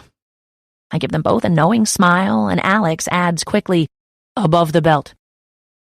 Okay, I say. 1, he loves his work. Genuinely loves doing research on optic neuritis and multiple sclerosis. See, I don't know what any of that means, but I know that's what Reid studies because he's always so excited about it. Ed leans in like he's going to start explaining all the science to me, but I hold up a hand to stop him. 2, he loves his parents to death, and even when he complains about his mom being crazy, he still loves being home, second only to being in the lab. I sit up, adjusting the beanbag beneath me. He's so proud of Raimi because she's smart and beautiful and confident, but more than anything, he's secretly relieved that she's taking on the family business so he doesn't have to. Good one, Alex says. He wants to travel more, I say, and, he's claustrophobic. See? Ed says. Now, if you asked me what 5 things I know about you, they'd mostly have to do with murder, belching, and Monopoly. I laugh, but it sounds like it's coming from someone else's body, because suddenly my brain is full of Reid. He likes it when I bite his neck, I think, and heat builds in my belly. He likes it when I'm on top. He likes quiet afternoons watching tennis in the summer, likes his coffee extra hot. He doesn't like strawberry pie, but loves cherry. His favorite band is the Pixies, although seeing Pink Floyd live is at the top of his bucket list. He didn't think he liked Brussels sprouts until I cooked them for him. He runs a 6-minute mile, sleeps on his left side, usually forgets to eat breakfast. He loves my laugh, likes holding hands, hates when someone is looking at their phone while he's talking. I blink when Alex snaps in front of me. Hello? Sorry, what? I asked what you want, he says. Other than a time turner or to be blackout drunk so that I don't have to think about this anymore? He doesn't even crack a smile. Embarrassment feels like a tight band around my throat. Okay, I don't know what you're asking. With Reid, Ed clarifies. What do you want with Reid? The answer has been forming since I woke up this morning. I knew days ago that I didn't want anyone else to have him, but that's not exactly the same as wanting him for myself, is it? Except in this case it is. But the idea of admitting this to Ed and Alex before I've said it to Reid feels cowardly. I'm figuring it out, I tell them.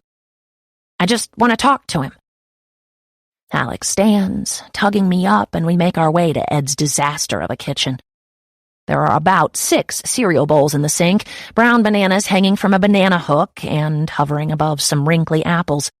The recycling is overflowing, and when Alex opens the fridge, the only things visible are a few 6-packs of beer.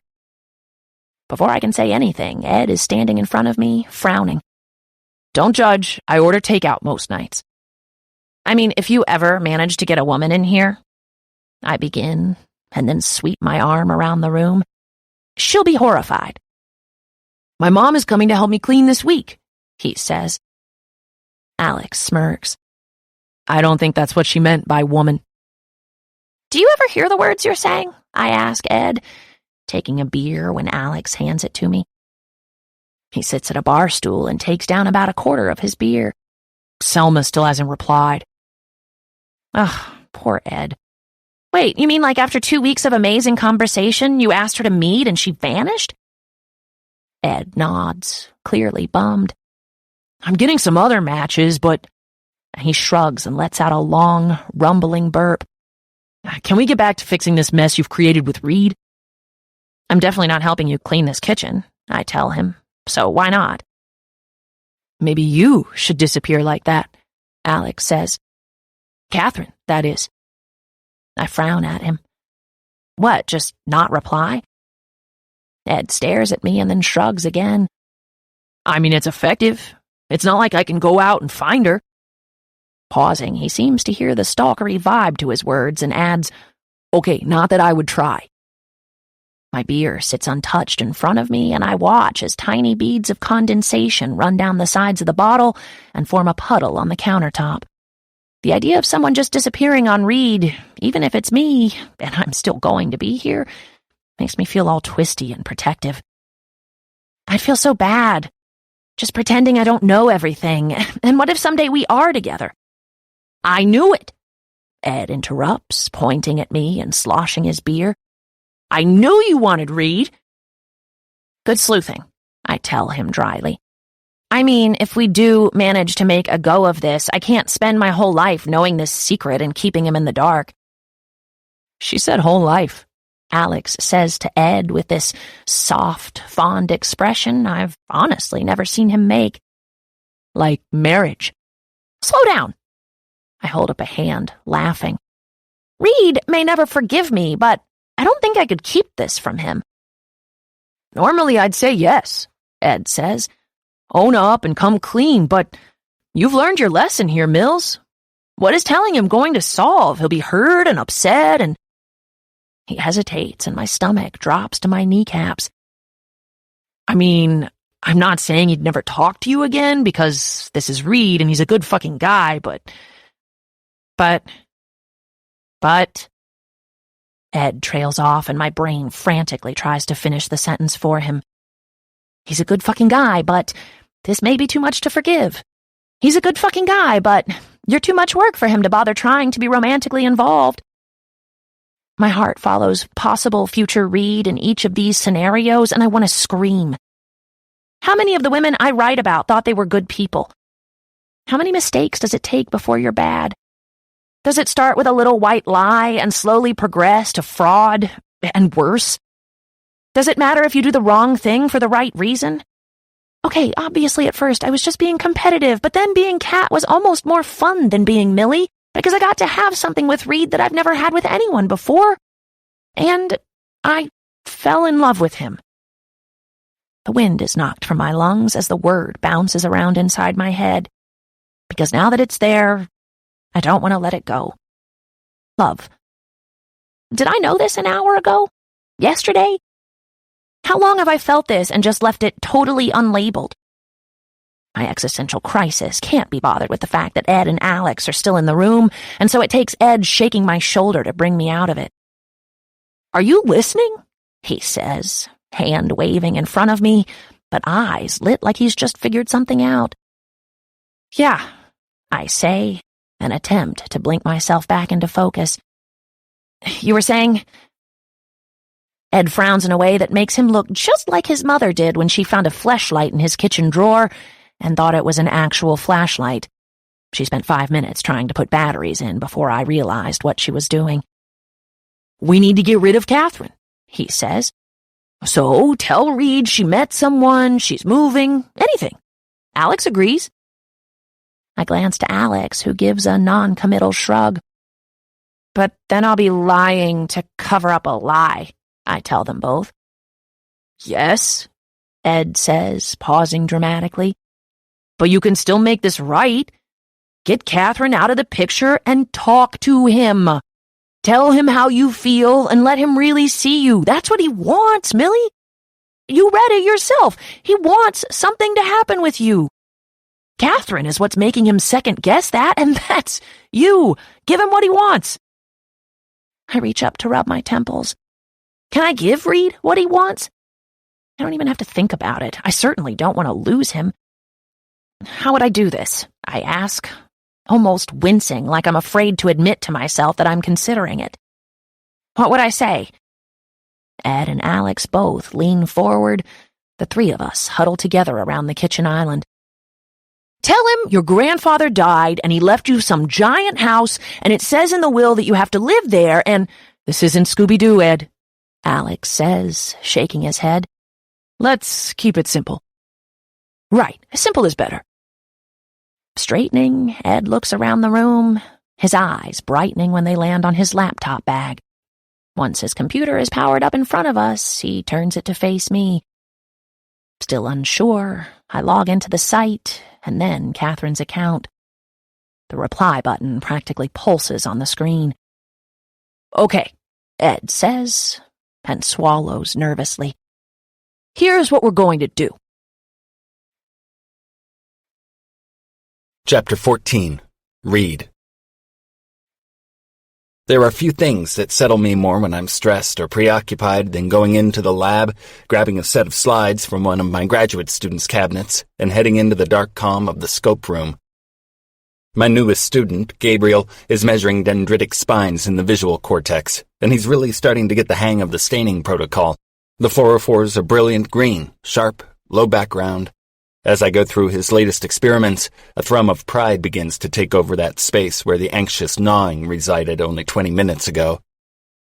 In the darkness, my phone lights up with a notification from IRL, a new message from Kat. Within seconds, my stomach is tight again. This is it. After all our messages, we are going to meet. From Catherine M.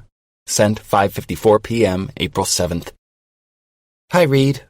There was a lot to unpack in your last message, and some things on my end have shifted, so I've been taking some time to find the right words.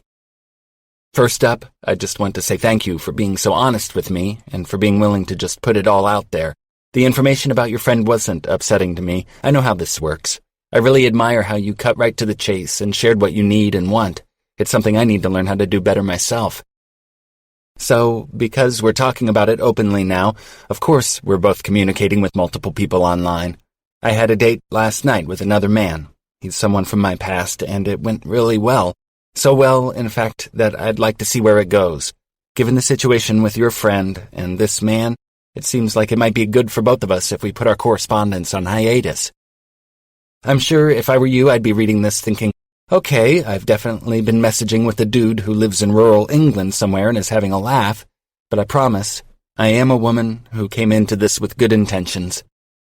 All this to say, I really do hope that things work out with your friend. Sometimes the thing we want is right in front of us, and we're the last ones to see it. Take care, Reid. C. I read it again because it doesn't feel like it sinks in the first time. After all of that, every letter, every bit of honesty, we're never going to meet? The feeling of bewilderment that slams through me is almost impossible to describe. On the one hand, realistically, I'm no worse off than I was a month ago when this entire adventure started.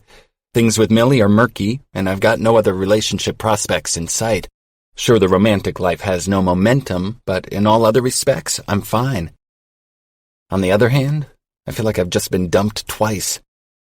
I'm halfway into my third read of Kat's message when Millie's photo, one she took and entered into my contacts and is of her with a huge cheesy grin while wearing my cow baseball cap and Chris's sunglasses, pops up on the screen.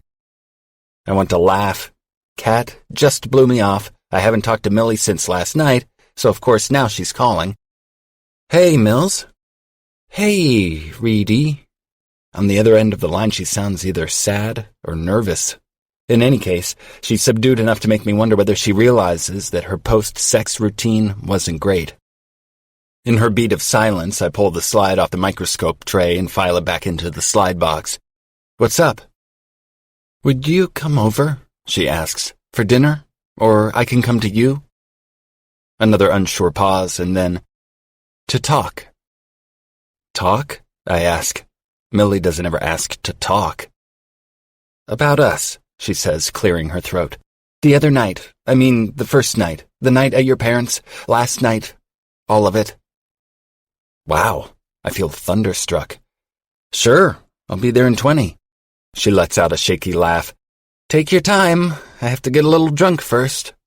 I pause, quietly annoyed, and in the silence she goes still too, and then she groans.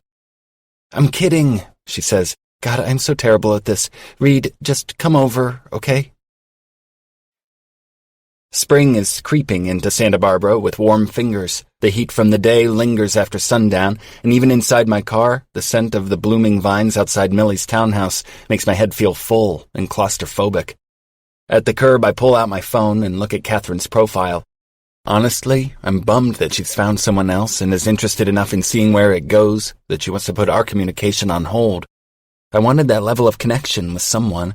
I thought maybe Millie and I could go back to being just friends. Maybe Catherine was it for me somehow.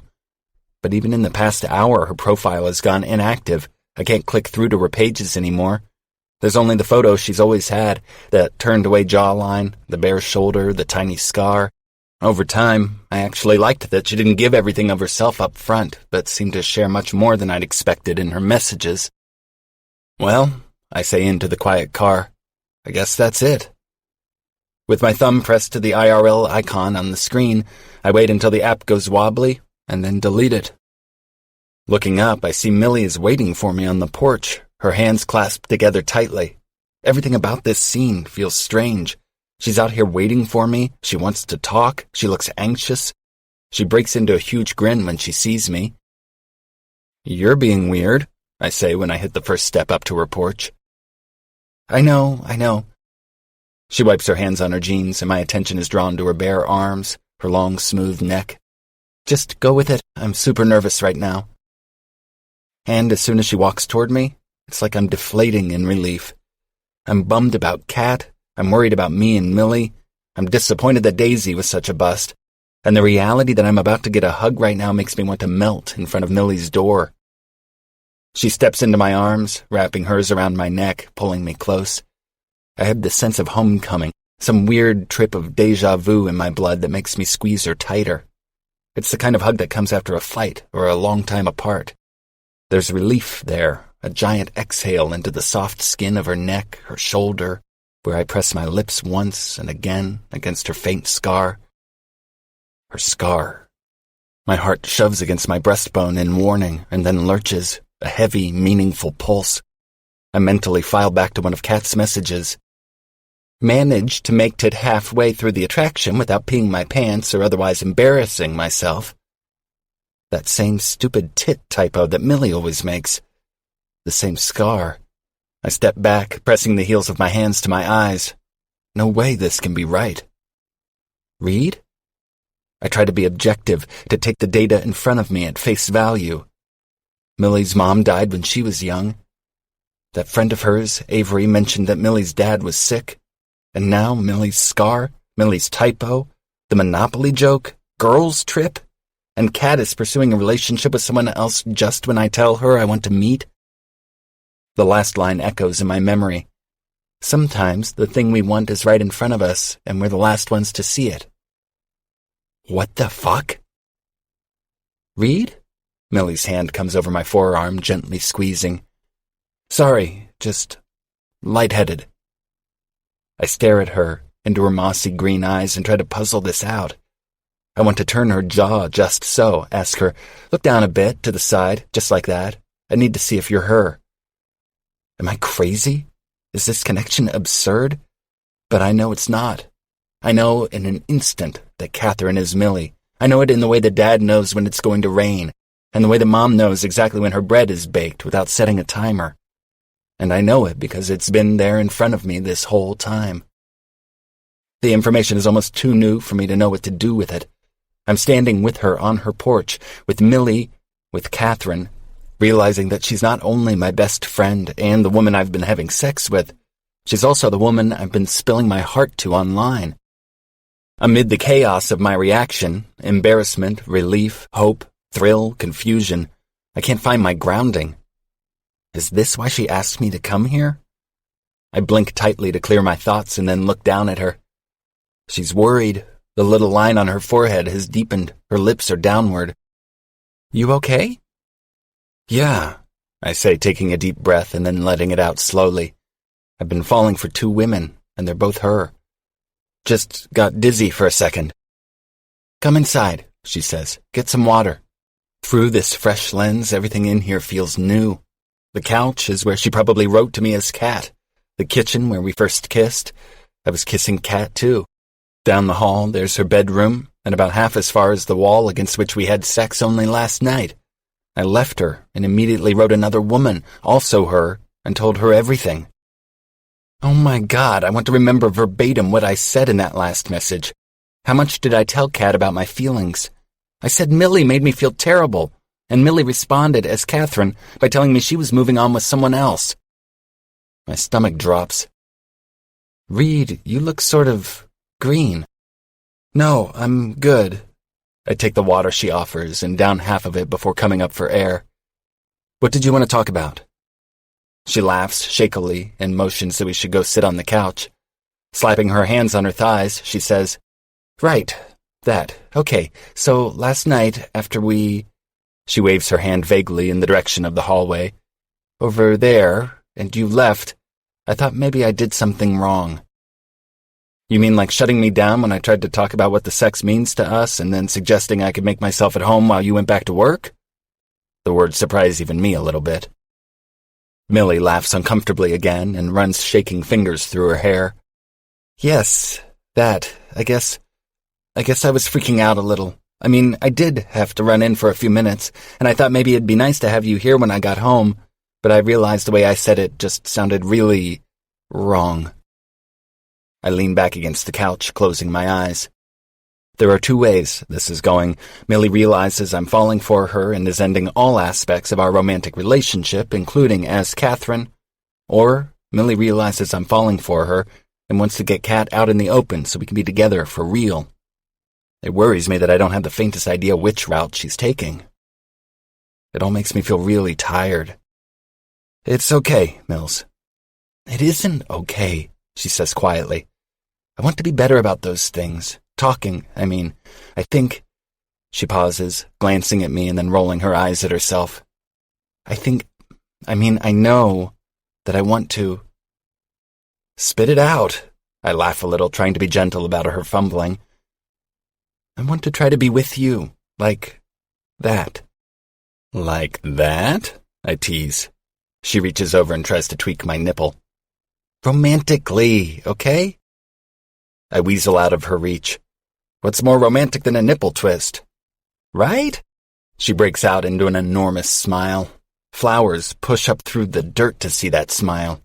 Relief is like light hitting my retina, illuminating everything. So is that a yes?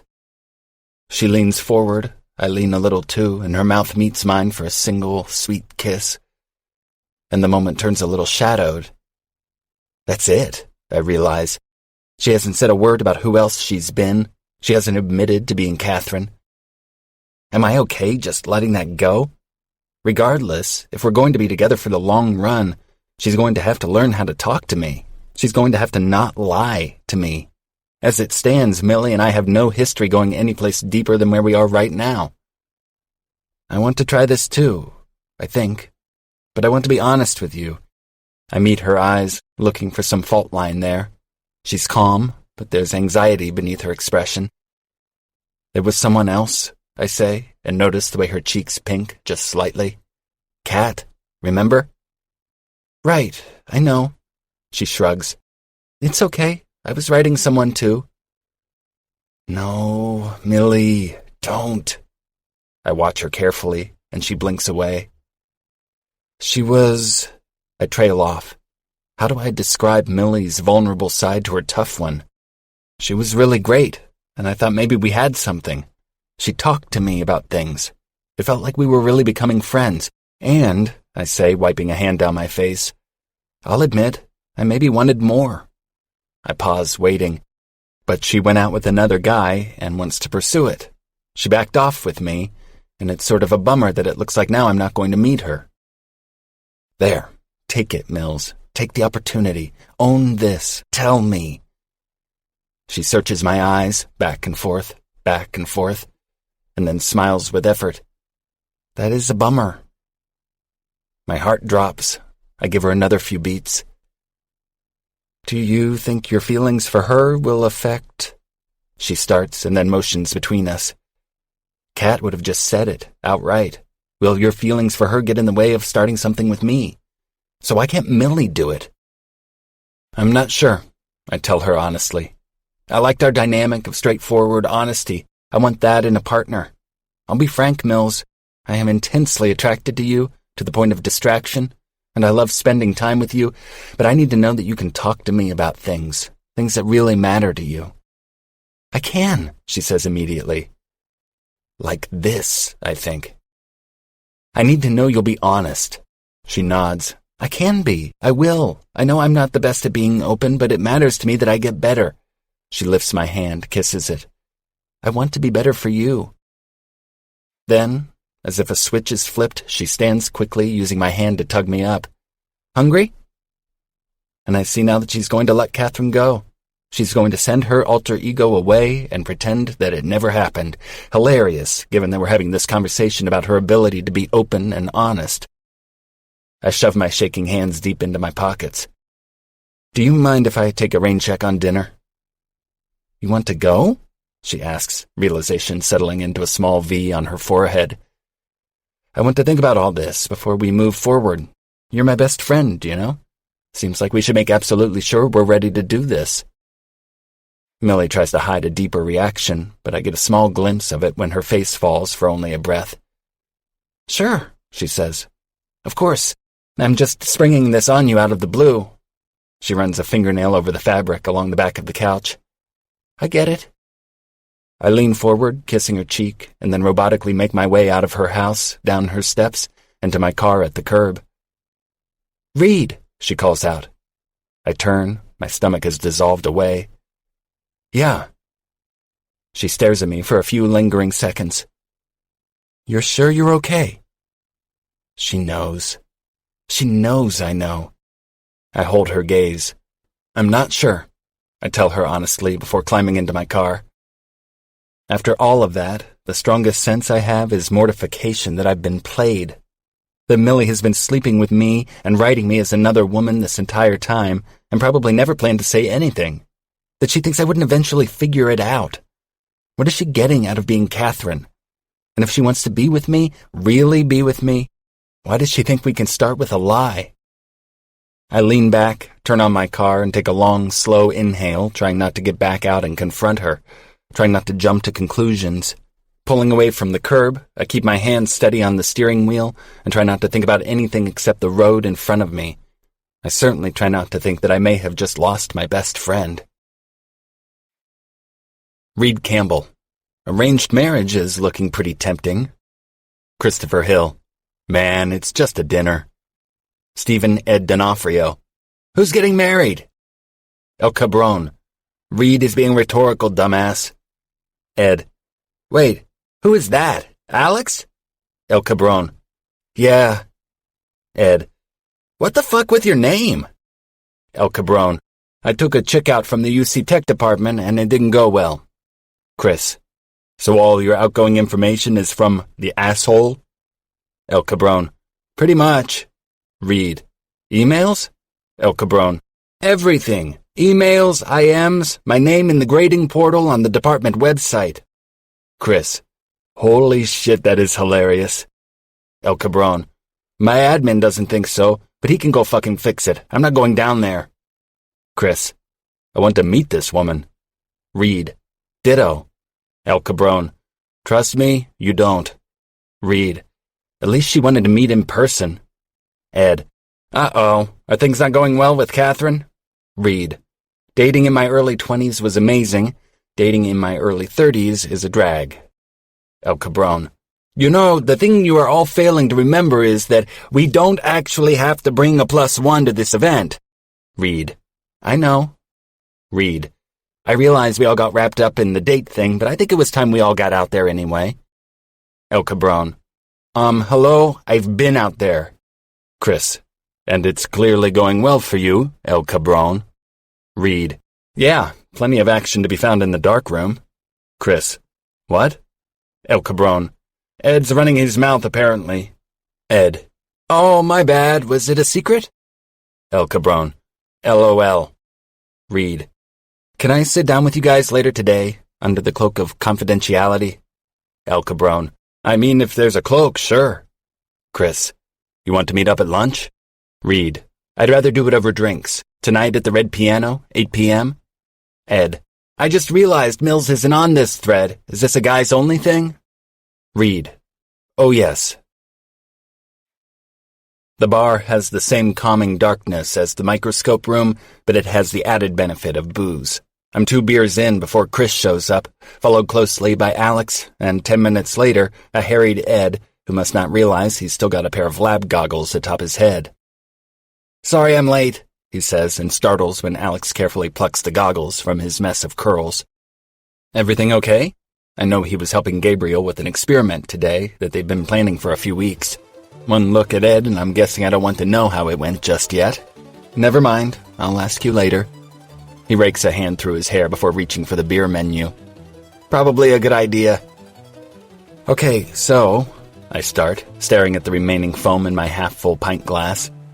I feel like a bit of dick doing this, talking about this here, but I need some advice, and I think I need all of your input because I suspect you'll each tell me something different. Alex shifts in his chair, glancing at Ed. Chris is the only one looking directly at me. Sure. Chris knows this, I say, but about a month or two ago, Millie and I slept together. There was no reaction to this. No gasps, no outburst, just even expressions and expectant silence. So apparently Chris wasn't the only one who assumed Millie and I had already gone there. It happened again at my parents' place, I continue, and again a couple nights ago. Alex nods slowly.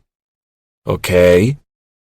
But during all this, I've also been talking to Daisy online, which, by the way, didn't work out in person, and Catherine. I take a quick sip and focus my attention on the table. After leaving Millie's the other night, I was a little messed up about what we were doing, and I messaged Kat and sort of laid out what was going on. Ed coughs into his fist. I told her that I had feelings for this friend of mine, Millie, but that I also wanted to meet Kat as well. Long story short, Kat wrote back and told me that she'd gone out with someone from her past and was going to try to make it work with him. Dude, seriously? Chris asks. That's weird. I don't miss the way Alex bends and cups his forehead. Watching him, I say carefully, if what you're thinking is that Millie is Catherine, you'd be right. All 3 of their heads shoot up and they stare at me. Wait, what? Chris says, pulling back. I figured it out at her place last night, I tell them. She was telling me she wanted us to try to be together, and when I bent to hug her, I realized she's got the same scar on her shoulder as Kat did in the profile picture. And Kat made that same typo, the tit typo that Millie makes. I look up at them, making sure they're not looking at me like I'm insane. A few other things, too. Her dad being sick and her mom dying when she was younger. Her little sister she's not so close to. I figured it out and gave her the chance to tell me about Kat, and she didn't. I'm like 99% sure she's Catherine, and I gave her so many openings to tell me, and she didn't. She just continued the lie. No one says anything. They just absorb all this in shock. And on the one hand, I get it, I say. Something happened between us in person, and she doesn't want this other persona in the way. But on the other hand, why the fuck did she do it in the first place, and why would she keep it from me? Man, Chris says quietly, if this is true, this is fucked up. It takes me a few seconds, but then it registers that Ed, who has something to say about everything, is dead silent. His expression is tight, like he's waiting any second to be yelled at, the way he looks when I catch him staring at grad students' asses. What's with you? I ask. He doesn't look up from the napkin he's methodically shredding. Nothing. Bullshit. I'm reminded of that morning on the patio at my parents' place when he was acting like a lunatic. Seriously, Ed. He glances over to Alex. I told her she should tell you. This honesty doesn't penetrate at first. I know what he's said, but at the same time, the meaning doesn't fully hit me until he glances at Alex again, and Alex lifts his beard to his lips, shaking his head. Dude, you were the one who helped her write that last message, Alex says under his breath. I'd told her 1,000,000 times to tell him, Ed protests to Alex. Wait. I put my glass down, hold up a hand. Wait. What is happening? I am so flustered I don't have any more words. I just stare at Ed, and then Alex, and then back at Ed again. Ed drops his hands to the table. This kind of shit never works out. A hush falls across the table, and Chris lets out a low whistle. You knew? I ask, hearing the angry lean to my words. Since when? I stop, shaking my head. Wait, you knew that morning at my parents' place, didn't you? Ed seems to shrink into himself. I heard you guys. You heard them having sex? Chris asks, laughing. That is unfortunate. Alex signals to the waitress that he wants another beer. I'm still laughing that they had sex at his parents' place when we were all there. I turn to Alex. When did you find out? I only found out like 2 days ago. Only 2 days ago? My blood is rioting. Anxiety builds in Ed's expression. I've only known about it for a week. You should know she's been a total stress case about this. Chris shakes his head, staring at Ed like he's unbelievable. She should be, though. She came over and wanted advice on what to do. She read your last message and... Did you read my message? I ask. Ed looks to Alex and then back to me. We both did, yeah. Holy shit. I press the heels of my hands to my eyes. You guys, this is so fucked up. It only just recently got out of hand, Alex says, trying to smooth things over. Seriously, all of this happened really fast. She's been a mess, man. Regardless, I gave her a dozen openings today, and she sat and lied to me. Again, I say. Okay, Alex says. To be fair, though, she wanted to tell you, but we thought it would be easier if Kat just vanished. She didn't ever mean to be malicious. If she wanted to tell me, then why didn't she tell me? How am I supposed to feel about this? She wants to start a relationship with me, but she can't even be honest on day one. I mean, Alex says, you sort of played her too, because the whole time today you knew that she was Catherine, but she didn't know you knew. Oh, I think she knows I know, I tell them, and it's not the same. Chris drops his head into his hands, groaning. This is making my head hurt. Why did she even start a separate account? I ask, feeling my patience fraying. Why did she let me view her full profile? Honestly, Ed spreads his hands, shrugging. I think she assumed you'd figure it out. It sounds like it started as a way to not get so many dick pics and be able to be more herself, he says, using air quotes. Then she matched with you and thought it was funny, and it just grew. That's pretty reassuring, though, Alex says, nodding. Isn't it? That it turned into something real for her, too? Are you really fucking defending this right now? I ask him. I'm just saying I think shit can snowball, that's all. You can start off with good intentions, and things can get out of hand. I gape at him. That's a decent excuse when it's a total stranger, not your best friend who you are concurrently fucking. Everyone goes quiet, and I get it. I don't often yell, but I am on fire right now. Alex and Ed knew that Millie was lying to me and then encouraged her to keep doing it. And she's so goddamn out of touch with herself that she couldn't just do the right thing. I feel like an idiot. I feel like I'm on the outside. I feel totally humiliated. I stand and toss a couple of 20s down onto the table. My heart feels like a boxer, beating and beating at my ribs. Fuck you guys. Chapter 15. Millie. I shut off the TV and the house falls into silence. I couldn't even tell you what I've been watching. A car goes by on the street outside, and for the first time since Reid left last night, I don't bother to look out the window to see whether it's him. He said he was going to think about things. But I worked from home today and kept my phone and laptop right next to me the entire time and looked for him every time I heard anything outside. I'm pretty sure he isn't coming back. My legs are stiff by the time I straighten them to stand and walk to the kitchen. I scan the contents of my fridge, unseeing, trying to convince myself that the niggling voice in the back of my head is wrong, and Reid wasn't totally freaking out. I think he knows. I don't know how, but I felt it. I saw it on his face, some dawning awareness, and then the struggle to hide his anger. No matter how much I concentrate on breathing slowly and exhaling to the count of 5 over and over again, the panic is still there, growing more insistent with every slam of my heart. Reid has never been mad at me before. I'm pulling apart at the seams. The room is too hot. The scent of Reid's soap hangs in the air, and when I turn my head, I can smell him in the fabric of my shirt, too. I push away on unsteady legs and search for my keys, and then I just drive.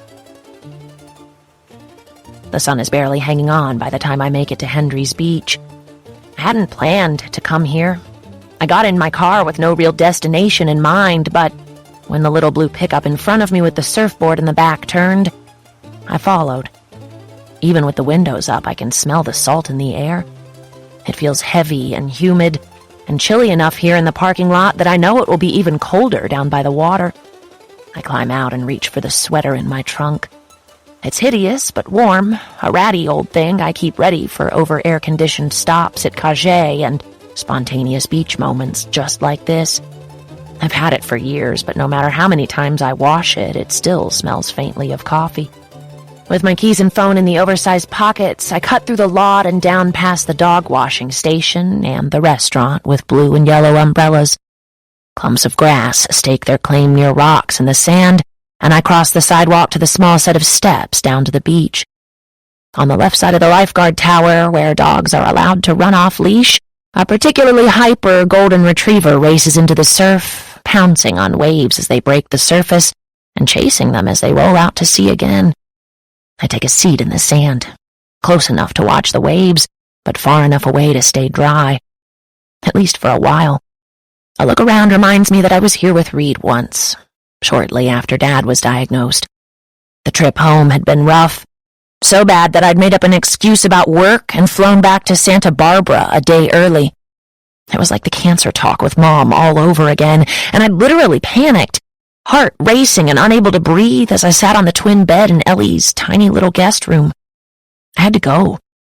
Reid didn't know what was happening, but he could see something was wrong as soon as I knocked at his door. I told him I'd had a bad day, and he drove us here. To watch the dogs, he'd said, because who can have a bad day while watching puppies run free and frolic in the ocean? He was right. We rolled up our pants and found a spot on the beach and spent the next 2 hours just sitting in silence. Eventually we talked about work and life. He told me about a date he'd been on while I was away and how they made out in his car for an hour after he dropped her off, too wound up to say goodbye, but not wound up enough to have sex on the first date. There was an imperceptible ringing in my ears, a low-level hum of annoyance that seemed to grow with every detail that he shared. I watched his lips as he talked, imagined him doing the things he was explaining, and sort of hated it. When I look back on moments like that, it's hard to convince myself that things between us have ever been 100% platonic. The glances, the casual touches in the car, the subtle flirting.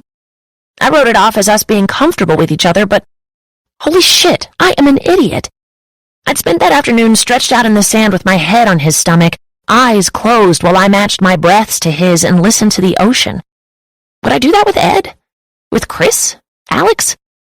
Not a chance. I glance out over the horizon to where the sun is melting into the sea. The tide has come in, breaking against the shore and leaving clumps of seaweed behind as it recedes. I scrunch my toes, just out of reach of the foamy water as it inches closer and closer.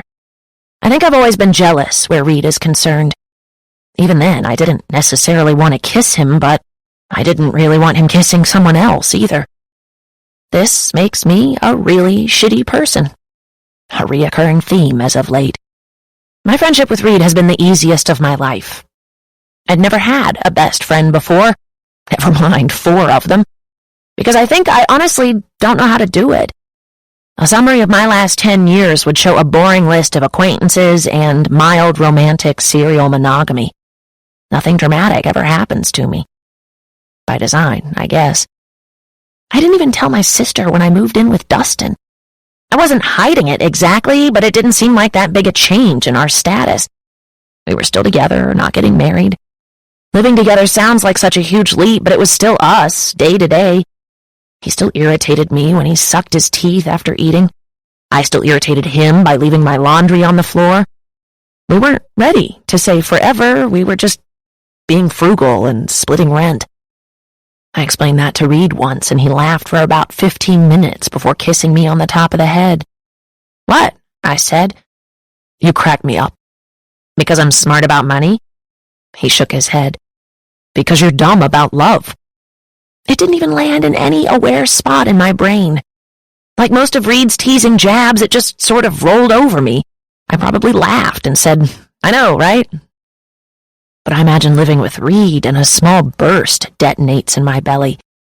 It would change everything, every first inhale and every last exhausted exhale of my day. It would influence every mood in between. I imagine shuffling sleepily around each other at the kitchen counter, waiting for the coffee maker to finish brewing. He's wearing his soft, worn gray shirt, and I can slide my hands up under it, warming them on his stomach. I imagine complaining about his morning breath and him chasing me for a stinky kiss. I imagine grading papers on the couch together, my feet in his lap, him grumbling that I'm making it hard for him to work. I imagine the relief of sliding under the blankets with him. Not just a warm body, but his warm body every night. I want every single one of these things flashing through my head. I close my eyes, breathing in the salty air. I know people are more complicated than just good and bad, and that I can do something wrong and still be a good person, but it doesn't feel that way right now. Shame claws its way up my throat when I think of how careless I've been with Reid's feelings and how I rationalized my way into hurting him. I think of how terrible I've been to my dad and how I always assume Ellie will be there to do the right thing when I inevitably drop the ball. I love Reid but lied to him, and he knows it. I love my sister and my dad and haven't been fair to either of them. It's time to grow up. My hands are shaking by the time I ease to a stop in front of Reid's house. It's after 10, but the TV is on in the living room, so I know he's home. I sit in the dark, watching the shadows flicker across his front window until a man walking a dog stops and peers at me from the other side of the street. I give him what I hope looks like an "I'm a friend, not a crazy stalker" wave before pulling the keys from the ignition and climbing out. I haven't even stepped onto the porch when the light flips on and the front door slowly opens. He must have seen me pull up. My heart jumps inside my chest when I get a look at him. His dark hair is messy, falling over his forehead. He looks tired, is barefoot and dressed in a worn pair of jeans and a blue t-shirt. When he steps into the pool of light on the porch, my body reacts almost on instinct. I start to move forward to hug him and have to force myself to stay still. I give him an awkward wave instead. "Hi." Crickets chirp from a pair of bushes on either side of the porch, the sound amplified in the duration of his answering silence. He shifts on his feet, sliding his hands into his pockets. "It's late, Millie." I take a breath. "I know. I was wondering if we could talk." That's not something I'd have needed to ask before. On a normal night, I would have just barged in and dropped my things by the door before collapsing in a heap on his fancy leather couch. Nothing's been normal between us for weeks now. Surprising me, Reid takes a step back and holds the door open enough so I can pass. The small light over the kitchen window is on, and I can see that the counters are clean, the sink empty. I follow when Reid crosses to the TV, muting the volume before tossing the remote on the couch. His mood is unfamiliar and solemn. Things were clearly strained when he left my house yesterday, but there's something else in the closed-off look of his eyes, the way he holds his body, stiff, like there's a wall around him, and he's being careful to keep everything tucked safely behind it. He motions to the couch, and I sit, relieved when he takes the spot next to me. I know I'm supposed to be letting you think, I say. I've never been scared in front of Reid, but the half-inch of space that separates where our hands rest on the couch is terrifying. The act of simply not touching is intentional. I want to cling to his hand and feel its solid, reassuring weight. I want to hear that his love for me is unconditional, even though I know I don't deserve it. Reid clears his throat, and I know I've been quiet too long. I'm sweating, hyper-aware of how warm the night is, and that I'm still wrapped in my giant sweater. When I look down at our hands again, I see tiny grains of sand that still cling to the sleeve. I should tell you something, I say, wincing because, of course, I wanted to tell him something. That's why I'm here, and we both know it. Something I should have told you a long time ago. Reid's finger twitches where it rests against the cushion. His hands are large, skin tan, tendons visible. I've seen those hands in the lab, calibrating the most sensitive pieces of equipment, and then in bed, holding me down inside of me. He can tell I'm nervous, that I'm stalling, but for once he doesn't reach out, doesn't offer comfort. Go on. I tug on my sleeves, pulling them down over my fingers despite the heat. I feel like I need a force field around me, some mental armor. I lied to you. Have been lying to you for a few weeks now. Reid leans forward, away from me, to rest his elbows on his knees. Okay. I'm not sure how to say it, so I blurt it out to get us both out of this miserable tension. I'm Kat. I wrote the letters. A heavy silence rolls through the room. He's staring straight ahead to where Jimmy Kimmel is giving a monologue on the muted TV. I never meant for it to get this far, and I don't even know why I did it. Actually, I do, I guess, but those are excuses, and I know. His voice is quiet, so why does it feel like a lead weight has just swung from a crane into my torso? Reid straightens, rubs his palms on the front of his pants, and then stands to face me. He stares down at me, and he doesn't have to say anything else for our entire conversation to echo in my memory. She was really great, and I thought maybe we had something. She talked to me about things. It felt like we were really becoming friends, and I'll admit I maybe wanted more. She's moving, and it's sort of a bummer that I'm not going to meet her. That is a bummer. Do you think your feelings for her will affect? I'm not sure. I liked our dynamic of straightforward honesty. I want that in a partner. Straightforward honesty. He prompted me, gave me chance after chance to come clean, and I lied right to his face. I can feel the pressure of his attention, but I keep my eyes on the carpet, too humiliated to look anywhere else. I think I realized when you figured it out. I hear his exhale. I noticed your scar. Plus Monopoly, girls' trip, the mentions of your dad, of a sister. Then I think it really clicked when the typo in one of your messages suddenly jumped out at me. I'm so sorry, Reid. His silence seems to morph in front of me, and it's in this moment I realize I've never really seen him angry before. I've seen him yell at someone on the freeway, watched him rebuke a careless intern for doing something unsafe in the lab, but I've never seen this. A frown pulls at the corners of his mouth and contorts it into an expression that seems almost perverse on his perpetually patient face. It's disappointment. Anger. The house is so quiet around us I can practically hear it rolling off him in waves. He turns away, reaching for an empty beer bottle to take to the kitchen, but he stops halfway there. What the hell were you thinking, Millie? Was it a joke? I choke on the words. No, of course not. I didn't really think it through. You You guys were right about my profile, and so I changed it without telling anyone. Why the name Catherine? It's my middle name. It made me feel less deceitful. He spits out a sharp laugh, and I wince. Of course he didn't know my middle name. I never set out to be dishonest. I was as surprised as you were when I got the message saying we'd matched. So you couldn't have said, "Oh, funny thing, best friend. Even a computer program figured out that we're sort of perfect for each other. Maybe we should give it a shot?" He stares at me as I stand and walk toward him, his gaze cold and unyielding. I swear, I thought you'd figure it out, I say. The Monopoly thing was meant to clue you in, but then it didn't, and you decided to just roll with it, have some fun? No, I was going to tell you. But then you guys were making cracks about how the girl in the photograph must have been ugly and how hot Daisy was. I stop, swiping away hot tears with the sleeve of my sweater. I got a little competitive and jealous, he finishes. I look up at him. Something in me gets a little angry, too, at this being acknowledged out loud, but I really can't justify that feeling, so I just nod. Yeah, I was super jealous, Reid. And I didn't want you with her, even if I didn't exactly know why yet. But it changed after that. I move another step toward him and take a chance, reaching out to grip his arm. Everything I wrote was true. Every word of it, I said those things. That was me.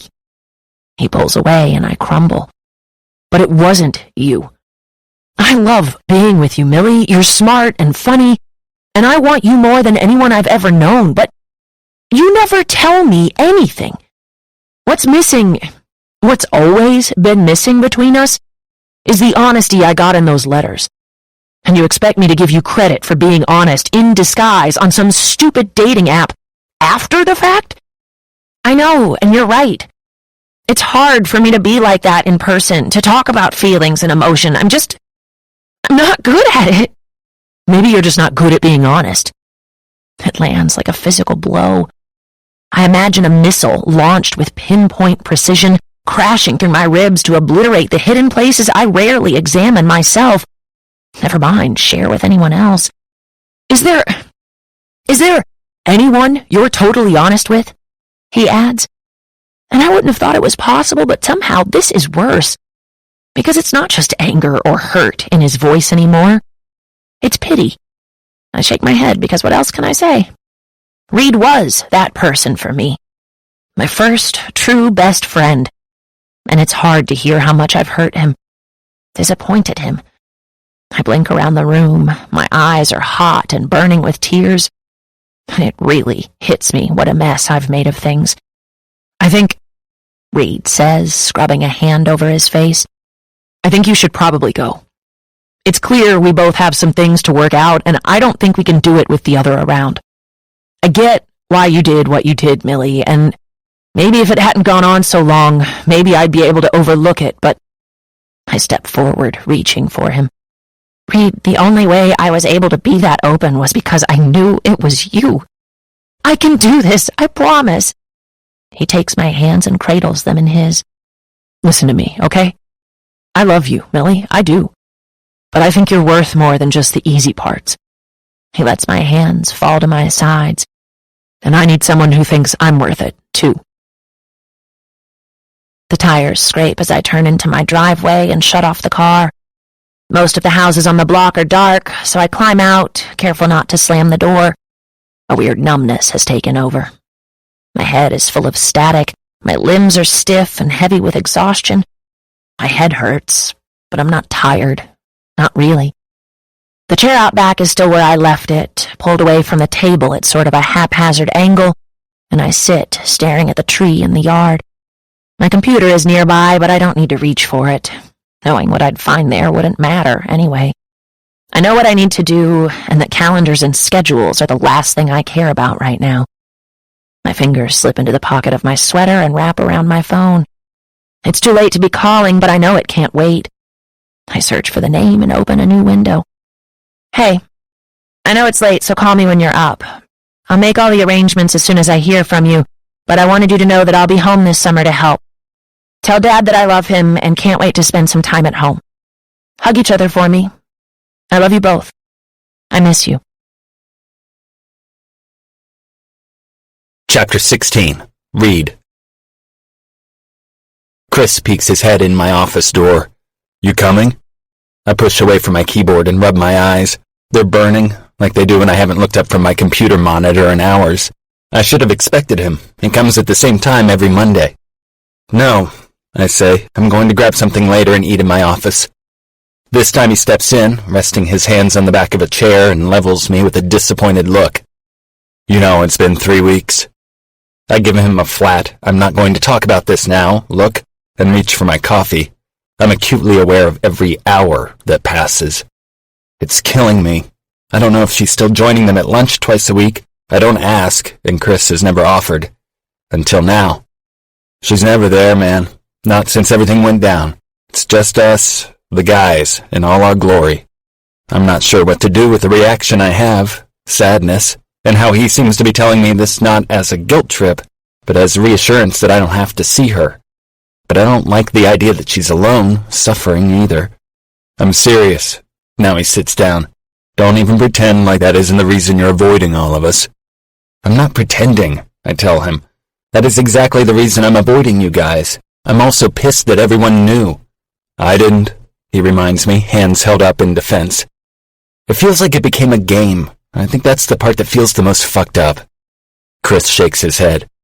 It wasn't a game, at least from what I can tell. Ed did not like having this secret. Alex, I mean, who knows? I'm sure he just didn't want to get involved. But it sounds like everyone's advice to her was talk to Reid. Well, except when they helped her write the last letter.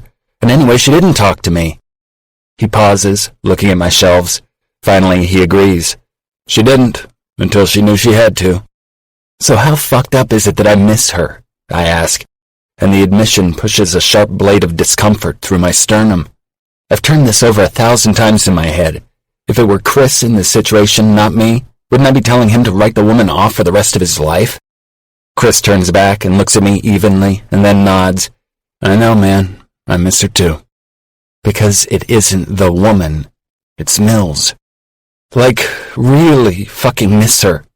And I'm not sure how to stop. There's no one like her. No one makes me feel the way Millie does. And I know that she's out there, waiting for me to figure out whether I'm going to forgive her. But how can we start something meaningful on that kind of betrayal? Reid, he says gently, you know I'm on your side in all of this, but at some point we all have to admit that Millie is just really bottled up.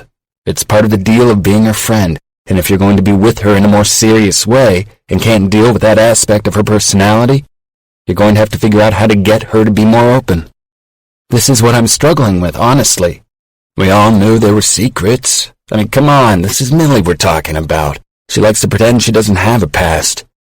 Yeah, I pick up a paperclip, slowly straightening it. And truthfully, I know with the cat thing that her intentions weren't malicious. I know that she was able to open up because it was me. I know all of this. But it is still so hard to reconcile that with how it felt to be in the dark and to find out everything I was telling Kat about my life. I was telling Millie, even things about being messed up with Millie. I pause. And the guys knew. That's fucked up, okay? They knew and were loyal to her, not me, to the point of supporting her lie. We fall into silence because there's nothing else to say about this. I've gone around and around about it nearly constantly. My life doesn't feel complete without her in it. These past few weeks have felt like there was a death in my family, but every time I'm about to call her, embarrassment rises like smoke in my lungs and I put my phone back down. She had so many chances to tell me, and didn't. All right, Chris says, and his hands land on his thighs in a gentle slap before he stands. I'm off to meet the guys for lunch. It's weird, man. You two are the glue, you know? I think he's going to say something more about that, but when I look back up, he's on his way out of my office. Work. Focus on work. It's the best way to cope, the most productive way to handle stress. I blink over to my inbox before returning to the journal article I'm working on and see an email notification that I have a new contact request on IRL. The appearance of the site name in my inbox is jarring. I haven't been on the app since the day Millie told me she was moving. I open the notification and my eyes instinctively drop past the logo to where I know I'll find the information about who's contacted me. My pulse rockets. I have a new contact request from Millie M. From Millie M. Sent 12:45 p.m., April 30th. I've given you almost a month to process everything, and it's killed me, but I know you needed space. Ignore these if you want, or deny my contact request, but I miss you like crazy, Reid. I'm giving you access to my full profile, which I updated just for you. I'm not trying to meet anyone else. I've already found the love of my life, and I didn't need this website to do it. But I thought maybe this would be a good way to start getting to know each other again, if you'll let me. Love, Mills. I stare at the green and red button options at the bottom. Allow or deny. With my hand on the mouse, I slide to the left, clicking Allow. Her new profile opens in front of me. There's a photo I took of her standing in Chris's yard, wearing a lobster oven mitt on one hand, holding a tray of salmon aloft with the other, and grinning like an idiot. She once told me it's the only photo taken of her that she absolutely adores. Most of the time I look like either a bitch or a stoner, she said. I remember that day like it happened a week ago. Ed thought he would make us all dinner and decided to grill duck, which resulted in Chris's grill catching fire and Ed nearly losing his eyebrows. Millie saved the day by running to the store and grabbing some salmon, which she barbecued to perfection. I snapped the photo just as she turned to present it to us, proudly. Beneath the photo are a few new paragraphs where her old profile used to be. Hi, we both know the generals. Born in Bellingham, always a quirky kid. Mother died too young, sister needed too much. Dad was a quiet mess. The sad specifics aren't a secret, they're just sad. It's the quiet specifics that are hard to explain. The years and years where it feels like nothing of interest happened to me. I realize I'm a late bloomer, socially. If I went home, I'd run into people who'd be perfectly pleasant to me, but would never say, "Oh, Millie and I were super close in high school." I was easygoing, upbeat, nice to everyone. Maybe I got sick of being nice. Maybe that's why I'm so mean to Ed. That's my only joke, I promise. Did I become fascinated with murder because, in comparison, female psychopaths make me look well-adjusted? Maybe. I don't know if it's because of my mother dying or just the way my life would have unfolded regardless, but I think I managed to roam through life until my late 20s not really knowing how to take care of people. I want to do better. That's it. That's all there is, and I'm not sure what to do with it. I sit back and stare at my screen. Millie's new profile feels like a beginning, a warning, maybe, that what comes next might be messy, but at least it'll be intentional. There's a brightness in me, something blooming, warm, and tight. I worry that it's hope. Putting my phone face down, I turn back to my computer and find where I've left off in my article.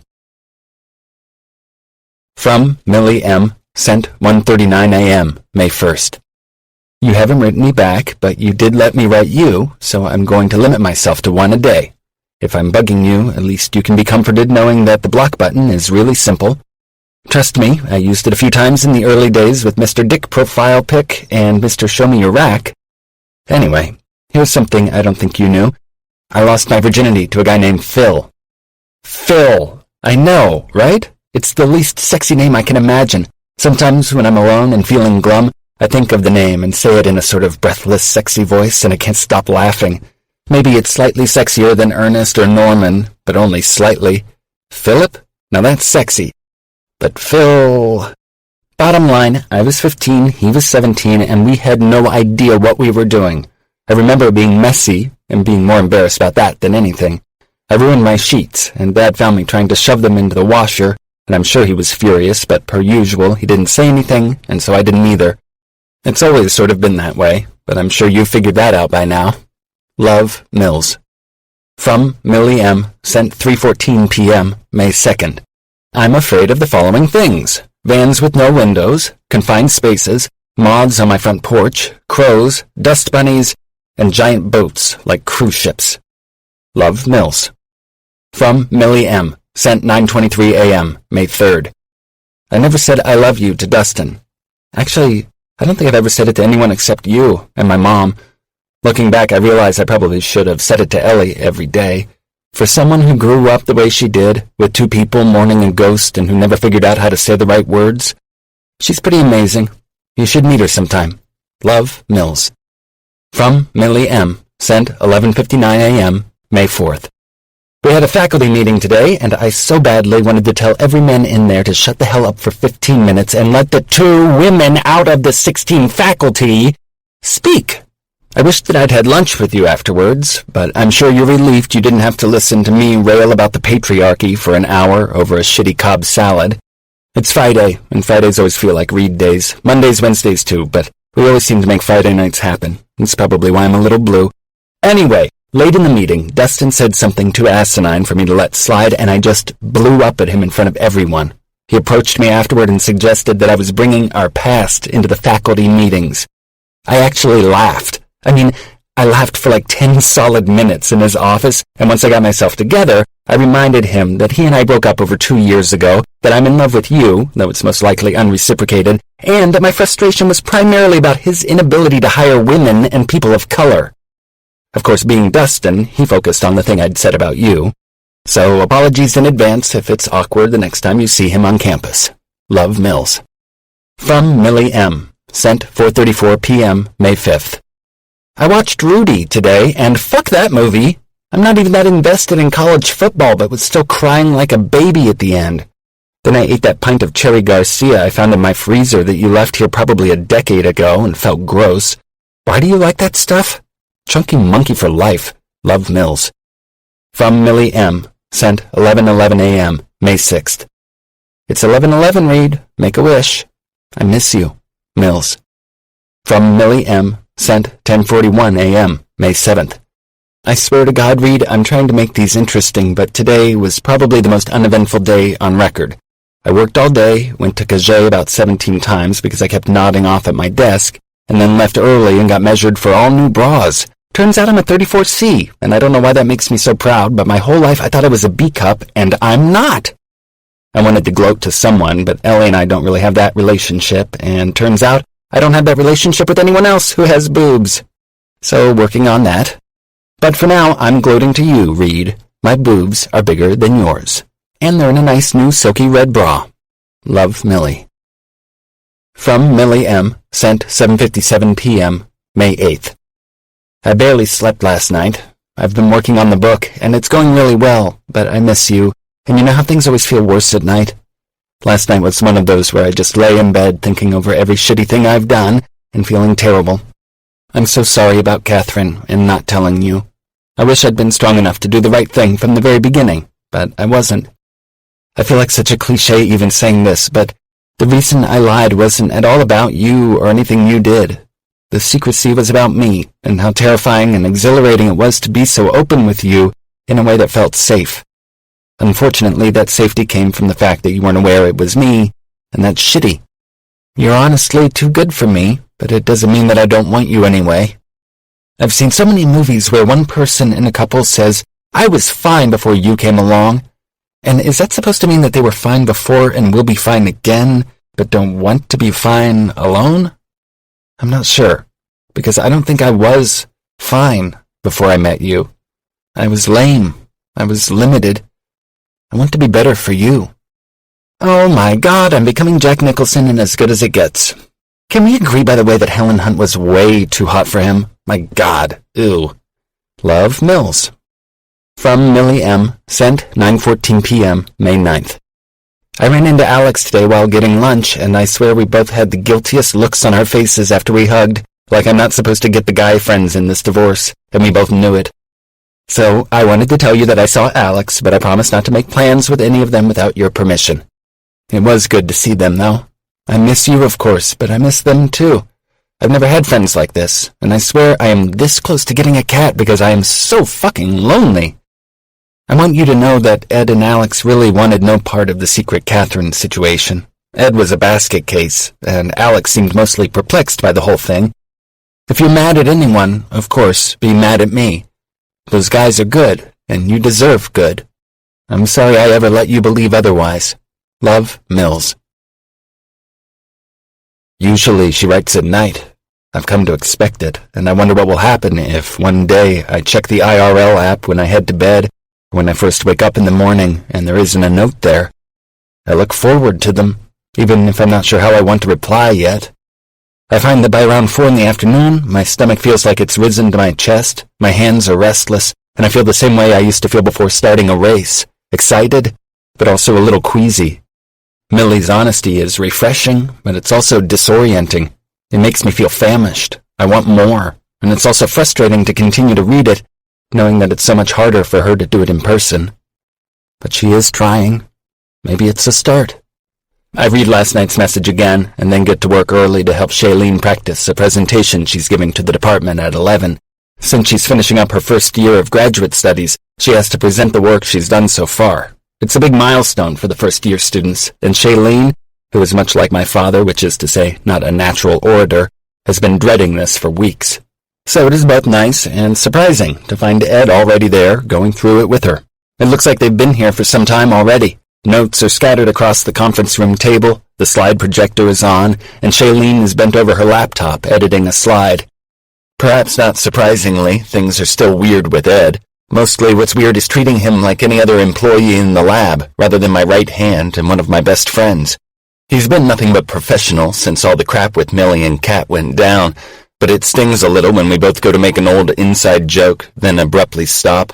Or when I see him leaving to go meet Chris and Alex for lunch, and he no longer asks if I want to come. Ed looks up when I come into the conference room, and with a quick, "Hey, Reid," he bends to collect his notebook and pen, like he's going to gather his things and leave me to help Shailene prep solo.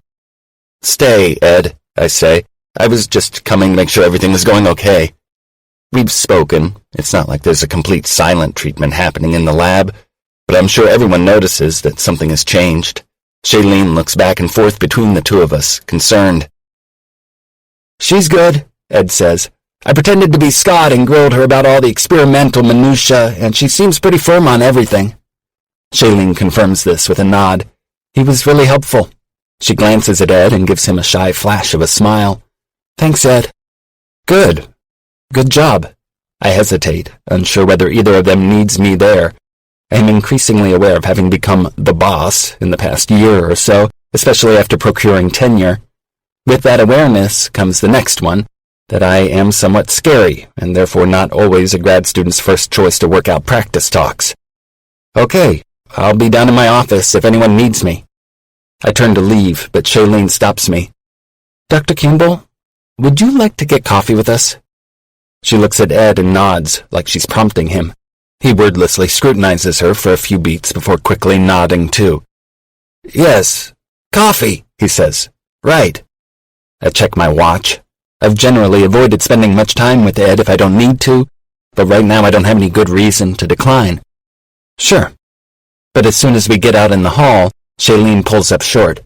"You know what? I think I want to go tinker with my transition slides a little. You guys go on ahead. I'll catch up in a bit." Ed and I stand there, aware that we've been set up by a wily 22-year-old. We watch her walk down the hall toward the stairwell leading to our lab. Ed growls, and then silence descends. I feel him turn to look at me. "We don't have to go grab coffee, you know." "Did Shailene really just set us up?" I ask. "Yep." He reaches up and his fingers disappear in his mop of hair as he scratches his scalp. "The joke in the lab is that Mom and Dad are fighting." I stare at him, somewhat speechless. "I think I'm the mom," he clarifies, "which is pretty rad." And I don't know what it is about this in particular, but I just burst out laughing. At first unsure, Ed finally grins, and then he throws his arms around me, pressing his face to my shoulder. "I've missed you so much. I've felt like complete shit. I'm so sorry, man." I reach up and pat his back. Forgiveness is so fucking freeing. I feel immediately like I can relax my shoulders for the first time in weeks. I feel the tiniest bit closer to not only the freedom of forgiving Millie, but the relief of being near her again, too. From Millie M., sent 1:11 a.m., May 10th. I guess you need an update on the Ellie/Dad situation if you're going to understand the rest of this ramble, so here goes. Dad was diagnosed with Parkinson's disease about a year and a half ago. I should have told you, I know. We hadn't known each other long, and diseased parents turn conversation serious real fast. I'm shitty at talking about personal stuff not only because I feel awkward talking about myself, but also because I don't like turning a conversation into a downer. Anyway, from the start, they started Dad on a medication called Sinemet, which I'm sure you know all about, so for a while it was okay. It helped. But as the dopamine cells in his brain continue to die, the Sinemet is less effective, right? Because it relies on the remaining healthy cells in order to work? I'm trying to understand the science behind all of it. Anyway, his neurologist is recommending deep brain stimulation, and he's resisting, even though Ellie really wants him to try it. Ellie has been managing whatever he needs help with, but with the twins she's exhausted. She's asked me to come home a few times, and I have, for a weekend here and there, but she wants me home for a good month so that she and Jared can take a vacation, and probably also just so that Dad has some time with me. I'd been resisting because I hate being home. Do you remember that time we went to Hendry's Beach to watch the dogs in the water? You knew something was off, and you didn't push me to tell you what was going on, but I just found out about the diagnosis. I lasted maybe 4 hours after I found out, and then I flew back here. I felt so guilty, but I hate being there, and hearing that Dad was sick was like getting Mom's diagnosis all over again. So, there are 2 things I'm telling you. 1, I started therapy 2 weeks ago. I'm going twice a week, and so far it's been really great. I'm actually talking. Her name is Anna, and she's really funny and seems to get me, and is helping me fix my stupid emotional brain. 2, I'm going home for 3.5 weeks in July. Dad's having the surgery on June 22nd, and I'll be there when he gets out of the physical rehabilitation facility on July 2nd until the 25th. I don't even know what else to say. I'm dreading the trip, but I feel relieved, too, like I'm finally doing the things I should have been doing all along. It feels really good to tell you this. I love you, Millie. For 11 days, I've read her messages and let them sink in, let them carefully smooth over the jagged damage her betrayal caused. But I can't stay away anymore. I slam my laptop shut and grab my keys as I jog past the counter. If I was asked to recount the drive from my place to hers, I would describe only a blur of scenery punctuated at the end by a high-pitched squeal of my tires coming to a stop in her driveway. I can barely pull in a deep breath, and when she opens the door in her pajamas with her hair messy and eyes red from crying, I think I stop breathing entirely. She doesn't say anything before she bursts into tears and melts into me when I wrap my arms around her. Chapter 17. Millie. It's about 20 minutes before I can pull myself together and stop crying, but throughout all the sobbing and hiccuping and senseless babble, Reid guides me inside, pulls us down onto the couch, and holds me. When he presses a kiss to the top of my head, it just makes me cry harder. He's here at 2 a.m, which means that he read my last message and came right over. It means he's probably been reading all of my messages, just like I hoped, and that I wasn't just throwing my words into the vast internet void. It also means that he doesn't want me to be alone after everything I told him in my last note. He read what I said about Anna and my dad and heading home this summer. He made me wait over a month, but isn't going to make me wait anymore before telling me what he's decided. Relief is in the distance. Even if he tells me he needs to move on, at least I'll know. I sit up, reluctantly pulling out of his arms, and wipe at my face with the bottom of my pajama top. When I drop it, I realize I've just flashed my underboob at Reid. He blinks up to my face, a little dazed. Oops, sorry. He gives a wicked half smile that makes a flurry of bombs go off in my belly. No red silk. I hoped you'd remember that detail. The smile slowly straightens into something more pensive, but thankfully still fond, and he reaches out to tuck my insane hair behind my ear. There's a lot to respond to in those messages, but after the one you sent tonight, I had to come over. An opening. He's just given it to me, and I don't want to mess this up. Sure, it's easier to write all this to the computer and hit send, but the important piece happens when he's this close to me, his hand resting on my knee. Anna's voice rings in my ears. If Reid were here right now, what would you want him to know? Well, Reid is right here. I really missed you, I say simply. An easy start. Baby steps. I watch his mouth, mesmerized as his tongue slips out and is drawn across his lower lip. I missed you too. Needing air, I pull my attention away and study the rest of his face. He's stubbly and his eyes are a little hollow, like he's gone for a long run without drinking enough water. On instinct, I lift my hand and press it to his cheek. You did? He nods. I almost called about 500 times. I guess it's okay that you didn't. I have some work to do. Yeah. He shifts his gaze back and forth between my eyes, trying to read me. His brow furrows. "You okay, Mills?" I shake my head and my chin wobbles. "Not really." At his worried frown, I start crying again. What is with me? Seriously, it's like a dam has burst and I'm an unending, sobbing mess. I fight the mortification rising inside, and trying to focus on Reid's reaction helps. He seems completely unfazed by the tears and snot and hiccups. "But I'm really glad you're here," I say through a sob. "Like, really, really glad you're here. I can't tell you how much I missed you. I have been—" "Millie, honey." He tries to calm me, pressing his hand to the side of my neck. "I'm here." When I choke again, he leans in, cupping my face and covering my lips with his. I don't know how he's interested in kissing my red, swollen mouth right now, but he clearly is. And he's doing it with such devotion and relief that I feel immediately lightheaded.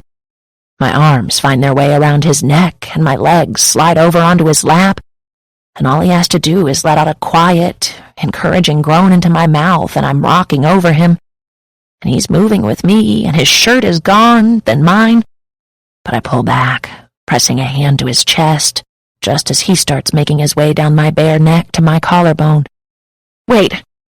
I swallow, struggling to catch my breath. His eyes move up from my bare torso to my face, and he looks as drugged as I feel. "I need to know you heard me." He remains still, listening intently. "Okay." "I'm sorry about what I did," I say, and I wait for him to acknowledge this with a tilt of his head. "And I'm working on being more forthcoming." Nodding again, he whispers, "I heard you. Promise you'll tell me how I can help?" I feel like a limp rag dragged through warm water. I am so relieved. "I will." Reid leans forward, intent on resuming where we left off, but one last bit of Anna's instructions rises in my thoughts. "And I can't do this." I gesture to where we are pressed, distractingly together, without some sort of understanding. With a smile, he stretches, pressing a sweet, lingering kiss to my mouth. "This is your condition? Commitment?" I nod, fighting the instinct to make a joke about signing a waiver and my vagina no longer having hourly rates. "I love you, and I'm trying to be better about being clear about what I want and need." He nods solemnly, with a playful gleam to his eyes, but catches my expression as I fight a scowl. "I'm not trying to tease you," he says, and kisses me again. "It's just very sweet, seeing you like this." I close my eyes, growling. "It's embarrassing." "I'm in, Mills. I'm committed." He licks his lips, and I swear my pulse is racing 1,000 beats a minute. "I want this too." "Okay." I exhale. "That's a relief." I feel his breath on my neck just before he kisses me there. "I love you, too." He punctuates each small phrase with a kiss lower on my throat. "All of you. The silly, the quiet, the argumentative, the sarcastic. And even this side." He kisses my shoulder. The softer side. His hands come up over my waist. "I like feeling that I'm getting all of you." With a grin, I ask, "Well, do you want to get all of me on the couch, or would you rather have all of me in the bed?" Reid laughs, and the sound seems to gather up all the tiny broken bits I've left around my living room this past month without him. He stands with me in his arms and kisses my nose. There she is. Epilogue. Millie. Dad's dinner sits half-eaten on the TV tray in front of his lounger. He's already asleep, but I'm not going to bother trying to move him. One, because I couldn't lift him by myself even if I wanted to. I tried that one night when he fell and my back still aches even 2 weeks later. And two, because he seems to sleep better sitting up. At least for now. It's not been an easy recovery after the implantation of his deep brain stimulators. He also had to have 2 spinal fusions, which is the source of much of his discomfort. We hate to hope too much, Ellie and I, because we really aren't that far out of his surgery and he's on a lot of medications. But so far it seems like the stimulators are working. His symptoms are a good deal better than they were even the last time I visited. My book advance has been able to pay for a nurse to stay here with Dad at night, which means that I can go back to the house I've rented for the month and decompress after a day of fussing, worrying, and doddering in a way I'd never really mastered until now. Dad's vulnerability broke through to me differently this time. Maybe it's having Reid in my life to support me. Maybe it's seeing Ellie's girls and how happy her family is, and what it means that she can lean on me a little, too. But being home hasn't been claustrophobic or scary. It's been stressful, sure, but it's also been pretty fucking great to feel like I'm doing exactly what my family needs me to do. At around 11:30, I pass off the information to Nurse Deborah, how much Dad ate, what meds he's had, how much he walked today, and any other relevant information before heading out. It's not even that physically demanding to be with him all day, but it is emotionally draining, and my feet feel like they're blocked in concrete. I've become acutely aware that we don't have decades left with Dad. I can't believe I almost let that time just slide away from me. After a short drive, I step into the rental house and am overwhelmed by the scent of garlic, salmon, and sulfur. Dropping my bag in the living room, I round into the small dining room to find Monopoly already spread out on the table. My smile wilts. "Are you kidding me?" I ask. 3 sets of eyes swing up to me, and 3 grins spread wide. "Come on," Alex needles. "We've been up here with you guys for almost a week and haven't played once. We're all getting sick of pegs and jokers."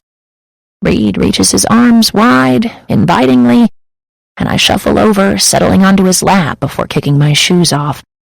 "Okay, but let's at least play with the weapons from Clue. I get to be the rope." Ed catches this just as he walks in from the back porch, where I can only assume he was having his nightly phone call with his new and adorable girlfriend, Shailene. "You sure you don't have a murder kink?" he asks. "It's possible." Reid goes still beneath me, and I turn around to boop his nose. "Just kidding." Chris pushes back from the table to stand. "Your girlfriend is weird, Reid." "So is yours," I fire back. Alex stifles a whimper. He swears he doesn't want to settle down with one woman, but I'm not so sure. Someday he will no longer be emotionally eviscerated by the ball of adorable that is Chris and Raimi in a room together. "Weird," Reid agrees. "But awesome." He kisses the back of my neck, and for the millionth time I think, this man is a saint. Not only for being here for a month, but for sharing me during the day with Dad, and in the evenings with a revolving door of friends and family who want a place to stay in Seattle. His parents came to visit a couple of weeks back for a spontaneous getaway weekend, and thankfully we were spared any extramarital angst.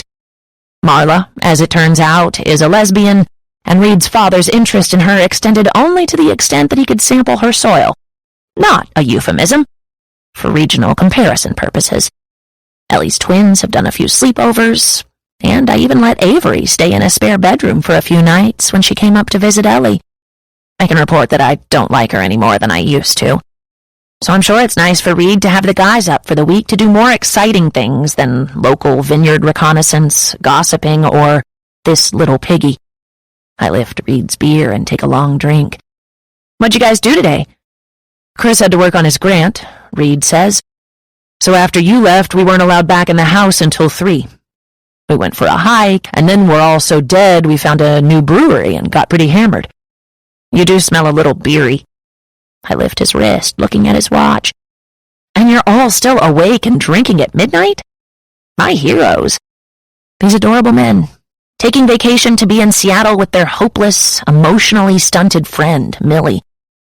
Of all the things that we've done as a team, cornhole tournaments, online dating, renting a limo and going together to listen to and share the same air as Barack Obama, this week of my trip has been the best by far. I get family redemption time. They get to deeply explore the Seattle beer scene. Chris has moved to the kitchen to grab something from the oven. He returns and places a plate of food in front of me, grilled salmon, roasted Brussels sprouts, and wild rice. While he's here, everyone assumes he'll cook because, Chris is a better cook than all of us combined. Each night I come home to find that he's saved me a plate, knowing that I'm never hungry when my dad eats at 4:30. I might have to reward him with a rooster-themed golf club set at the end of this trip. You are awesome. He tilts his chin to me in acknowledgement. I know. I thought it smelled like farts when I walked in. I poke at a Brussels sprout. I assumed it was Ed. Ed starts to argue with this, but seems to decide it isn't worth it. I recognize the warmth spreading in my chest, and I'm not such an emotional idiot that I don't know it's gratitude. But I'm also working on being more vocal about these things. Expectant silence spreads through the room. Thanks for dinner, I tell Chris. As usual, it's super yummy. He nods, but the silence remains. We all know the quiet wasn't about my dinner gratitude anyway. So I brought it up with Dad today, I begin, about feeling like I wanted to be closer to him. And? Reid asks. He knows how nervous I've been about broaching these heavier conversations with my dad. He knew what I was going to say immediately. I lean back into Reid, taking comfort in the broad weight of him behind me, the way his arms are banded firmly around my middle. He talked super openly about what it was like for him when Mom died. It was hard, sort of, because I realized what a burden we were. Not that he ever said that, but I mean, he was just broken, and on top of that, he knew he was failing us. I pressed my hand to my cheek. I don't think I ever really thought about it like that before, but I told him, look at Ellie, look at me. We are fine, we're successful and happy and not murderers. See? Ed interjects. Murder kink. Anyway, he seemed to get it, I say. I think he is relieved to see that I really am okay and not a nutcase. Alex clears his throat. Okay, not a complete nutcase. Reid speaks quietly against the side of my head. The craziest thing about parenting must be that it's this huge experiment, and you have no idea whether it's successful until, like, decades later. I turn around and kiss him. You are so sublimely dorky. After this, everyone is quiet for a few seconds. I realize how weird it must be for them to see me going through this, and I think I should probably say something about how much I love that they're here, or what it means to have a family like this for the first time in my life. But then Alex rips an enormous, stinky burp, and Chris groans and stands up to open a window, and Ed starts pretending to beat Alex with the tiny lead pipe, and I think, these idiots. Reid spreads his hands across my rib cage with a quiet meaning. I love when he does that, when he spreads his hands wide like he wants to cover as much of me as he can. Heat pools low in my belly, even though the rest of the room seems to be breaking into 12-year-old boy chaos of belching full sentences and jokes about lead pipes. I'm proud of you, he says quietly. I'm proud of me too, I say. And I really like that you're here.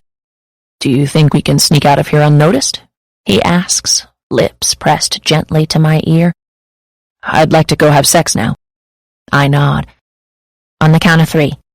1, he says. 2, I say. 3. We stand, slowly backing away from the table. Alex has Ed in a headlock. Chris is leaning out the window, trying to reach the shoe that Alex just launched outside. Reid and I manage to tiptoe all the way down the hall to the master bedroom before our absence is noticed. Don't think we didn't see that, Alex yells. We're turning up the music tonight, Ed says. Don't be weird. We'll do our best, I call back. Last night I barked like a dog just to freak them out. Tonight we might make a lot of fake spanking noises. But then we'll climb between the covers, pull them over our heads, turn on a flashlight and make each other laugh with stupid stories that we never seem to run out of. I'll tell him I love him too many times and he'll kiss me to shut me up. And from there it will all go quiet and sweeter than I could have ever imagined. We'll get an entire night, every night, for the rest of our lives if we want it. And for those perfect 8 hours, we can forget there's anyone else in the house, the city, the world.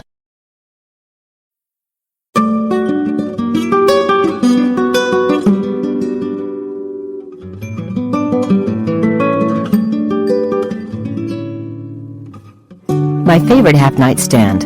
was written by Christina Lauren and read by Deacon Lee and Shayna Thibodeau. Editing and post-production by Common Mode. Paul Fowley, Technical Director.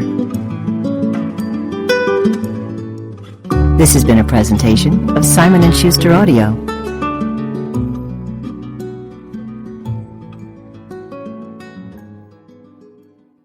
My Favorite Half-Night Stand is available in print from Gallery Books. Also available from Simon & Schuster Audio, Josh and Hazel's Guide to Not Dating by Christina Lauren, read by Todd Habercorn and Jamie Matler.